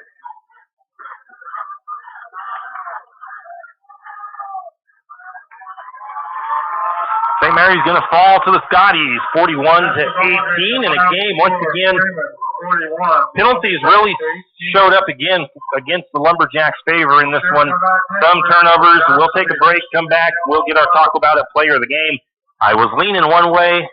Might be changing. Might have a three-time player of the game. I don't know. We'll see. We'll come back after this with a quick recap. Janelle Martin Holmes, your Farm Bureau insurance agent in St. Mary's, is a proud Lumberjack supporter because they're her hometown team. When it comes to insurance, that's also one reason so many people in St. Mary's choose Farm Bureau insurance. They have a complete line of insurance products, including auto, home, commercial, and life, plus they have great customer service and competitive rates. And they're also a local company with local agents right here in St. Mary's. So let's hear it for our hometown teams. Contact Janelle Martin Holmes, your local Farm Bureau insurance agent in St. Mary's at 105 North 8th Street, St. Mary's. Tax time is here again. I know. It's not your favorite. But at H&R Block, tax time is our favorite time of year. It's when our tax pros get to do what they love the most, help people. By getting to know you, they can make sure your return gets done right. It's not just about numbers, boxes, and forms. It's about personal care. So you get every credit and deduction you deserve. And with an average of 10 years experience, our tax pros get your taxes done right. Just one of the many ways Block has your back. Tired of wasting your money on credit card processing fees? Call Flat Creek Payments. We will help you reduce or eliminate your credit card processing fees. Take a moment to review those fees you paid last month. You know, the ones that slipped through the cracks. Now imagine having all that money back in your pocket. Sounds awesome, right? Let Flat Creek Payments make that dream a reality. Call Flat Creek Payments today, 208-695-1056. That's 208-695-1056. Flat Creek Payments. Any adventure, any task, anytime. There's a Yamaha utility ATV for any ride and any rider. See the full lineup at St. Mary's Sun Cycle. Adventure seekers can start with the trail-tested capability and comfort of the Yamaha Grizzly lineup. For the ultimate in mid-size ATV performance, check out the Yamaha Kodiak 450. And for those who mix work and pleasure, the Yamaha Kodiak 700 line devours chores and leaves room for adventure. Find your utility ATV at St. Mary's Sun Cycle or YamahaMotorsports.com. ATVs are recommended for use only by riders aged 16 years and older. ATVs can be hazardous to operate. Yamaha recommends an approved training course. For safety and training information, see your dealer or call 1-800-887-2887.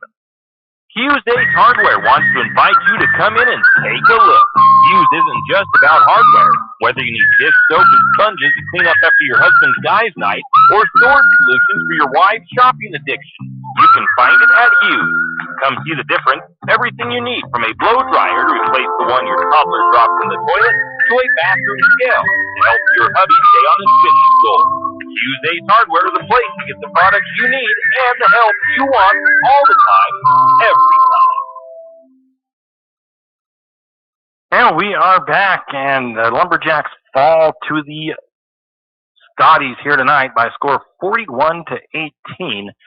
And, man, it was penalties again. St. Mary's had 6 penalties for 67 yards at the end of the first half, and some of the stuff must not have updated yet. Well, that still says tagged data. Let's see if I can do something here.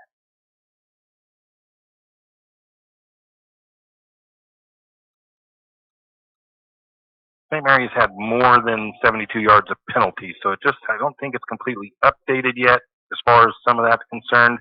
But anyways, the Lumberjacks had several more penalties in that second half, roughing the passers, and that I'm not going to say that that's what cost St. Mary's tonight's game. They definitely were up against a stiff opponent with the Freeman Scotties. Lumberjacks were able to score on their first possession, and then it was all Scotties from there until a fumble return by Gibson went for about 93 yards for a touchdown, and then St. Mary's was able to score again on a 21-yard run by Jack Barta.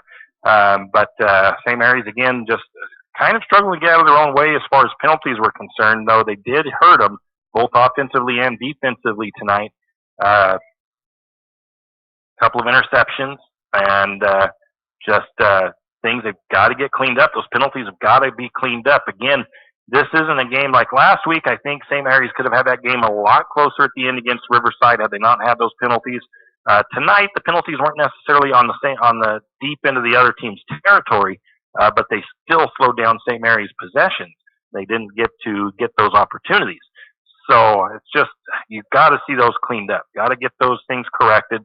Can't be hitting the quarterback late. I know I didn't see all of them. There's a couple of my scenes I thought were really close, and I don't know if they should have been called that or not, but I'm not the official. So I'm not going to get on to them about it. Just have to go back and look at film too and see what it looked like on that. But Lumberjacks fall to 0-3 against a tough Washington school here tonight. Stats for St. Mary's, these are not necessarily, because I don't know if these are fully updated or not at this point, but total plays for St. Mary's, both teams supposedly, according to this, ran 62 plays. The Lumberjacks only 191 yards, while the Scotties put up 397. The Scotties 255 yards passing, St. Mary's with 51 yards. Rushing yards, St. Mary's had 140. The Scotties with 142. The Scotties had 20 first downs. St. Mary's with 10. Third down efficiency, 7 of 17 for the Jacks. 5 of 9 for the Scotties. St. Mary's went 2 for 4 on fourth downs. The Scotties went 0 for 2. They were bailed out on a couple of fourth downs by some penalties. I had 2 turnovers apiece, I think. I think there's a fumble on the Scotties that shouldn't be there. 2 interceptions for the Lumberjacks. And again, 7 penalties I don't think is correct. Either I didn't add a couple of them in there because sometimes it goofs up the stats, or they're just not showing at this moment for some reason. But I know St. Mary's had 10 or 12 penalties again, close to 100 yards in penalties, maybe over. So again, not good numbers to have on the penalty side of things. Offensively for St. Mary's, Jack Barta, 6 of 11, 51 yards, threw those 2 interceptions. I know they were telling him on some of those not to force them out. That last interception was one of those ones that he had pressure, trying to make a play, threw it downfield, got intercepted. It was on fourth down, so it ended up like a punt. But still, you want to eliminate some of those. Rushing yardage, Gibson, 27 carries, 116 yards. Hayden DeFort had 5 carries for 14 yards. Jack Barta, 10 carries. He had a couple of sacks that really hurt his rushing yard numbers. He had only 4 yards total, had a long of 21. He scored 2 touchdowns. And, I mean, it's just, I was almost going to lean towards Barta as the talk about it player of the game, but it's kind of tough to do so with just 4 yards rushing and then the 2 interceptions on there as well. Grimaldo had 1 reception for 20 yards. Brebner had 2 catches for 17 yards. Hayden DeFort had a catch for 10. Greavy, according to I didn't see who made that catch, so I went by our PA announcers, had a catch for 4 yards. I had Gibson with 7 tackles, 2 assists, 1 tackle for loss. And he might have had 2 tackles for loss. Again, it may not be showing up properly. He had a fumble recovery and a touchdown on that fumble recovery. Cole Darnold had 5 tackles, 2 assists, 1 for loss. Rowan Ford, a couple of tackles, 1 sack, 2 for loss. Dittman had several tackles, had a tackle. Urod had a tackle. Grimaldo had a tackle. The rest of the team, hopefully those will sort themselves out when we get things going, because we're still having some issues with players that are no longer on the team showing up in the stats thing, and it's crediting them to those guys. But I know that Kennelly had several tackles in that late in the game, a couple tackle for losses as well. So I don't know if that's going to straighten itself out or not. It hasn't recently, so I'm going to have to go in and credit some of those to those guys. And tonight, it's really tough for me on this talk about it player of the game. The guy that's had the most yardage, the most tackles, and the defensive, strip and return for 93 yards is the same guy that's been the player of the game the last 2 weeks. And I just can't think of anybody to go with aside from him that had a great game. So 3 weeks in a row, I can't help it. It is Trey Gibson, the talk about it player of the game. And I'm not leaning towards him for any particular reason except for the fact that he had that, had a great night defensively. He had another good night running the ball. He didn't get any touchdowns on the rushing side of things, but he's the one with the stats that stand out the most. If I could see Kennelly's tackle stats, it might change it a little bit because he had a pretty good night as well. So let me think about this for a minute. You know what? We're going to switch this up. We are going to go with, I called him, tonight was most times I called John Kennelly's name in the first 3 games. I don't know how many tackles exactly he finished with, but you know what? Late in the game, he was all over the place, getting after the quarterback, getting after the ball carriers. So I'm going to go with John Kennelly. The Talk About It player of the game tonight is going to go to him.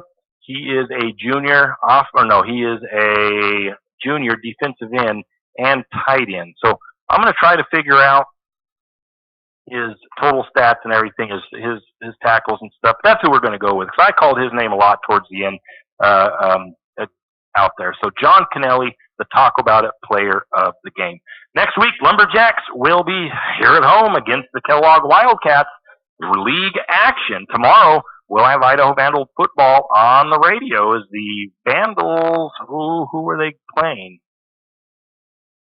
You know, I think I want to say Nevada, 9 o'clock or 4 o'clock kickoff. On Sunday, Seahawks will be hosting the Rams. That's going to do it for us here from Lumberjack Field. Lumberjacks fall 41-18 to the Rams of the Scotties of Riverside. Have a great evening. You've been listening to another production of Lumberjack Sports on KOFE 1240 St. Maries, your Lumberjack Sports Network. We thank you for tuning in and hope you enjoyed the broadcast. We also want to thank our Lumberjack Sports broadcast sponsors and hope you'll do the same. Without them, these broadcasts wouldn't be possible. Until next time, same as always, go Lumberjack!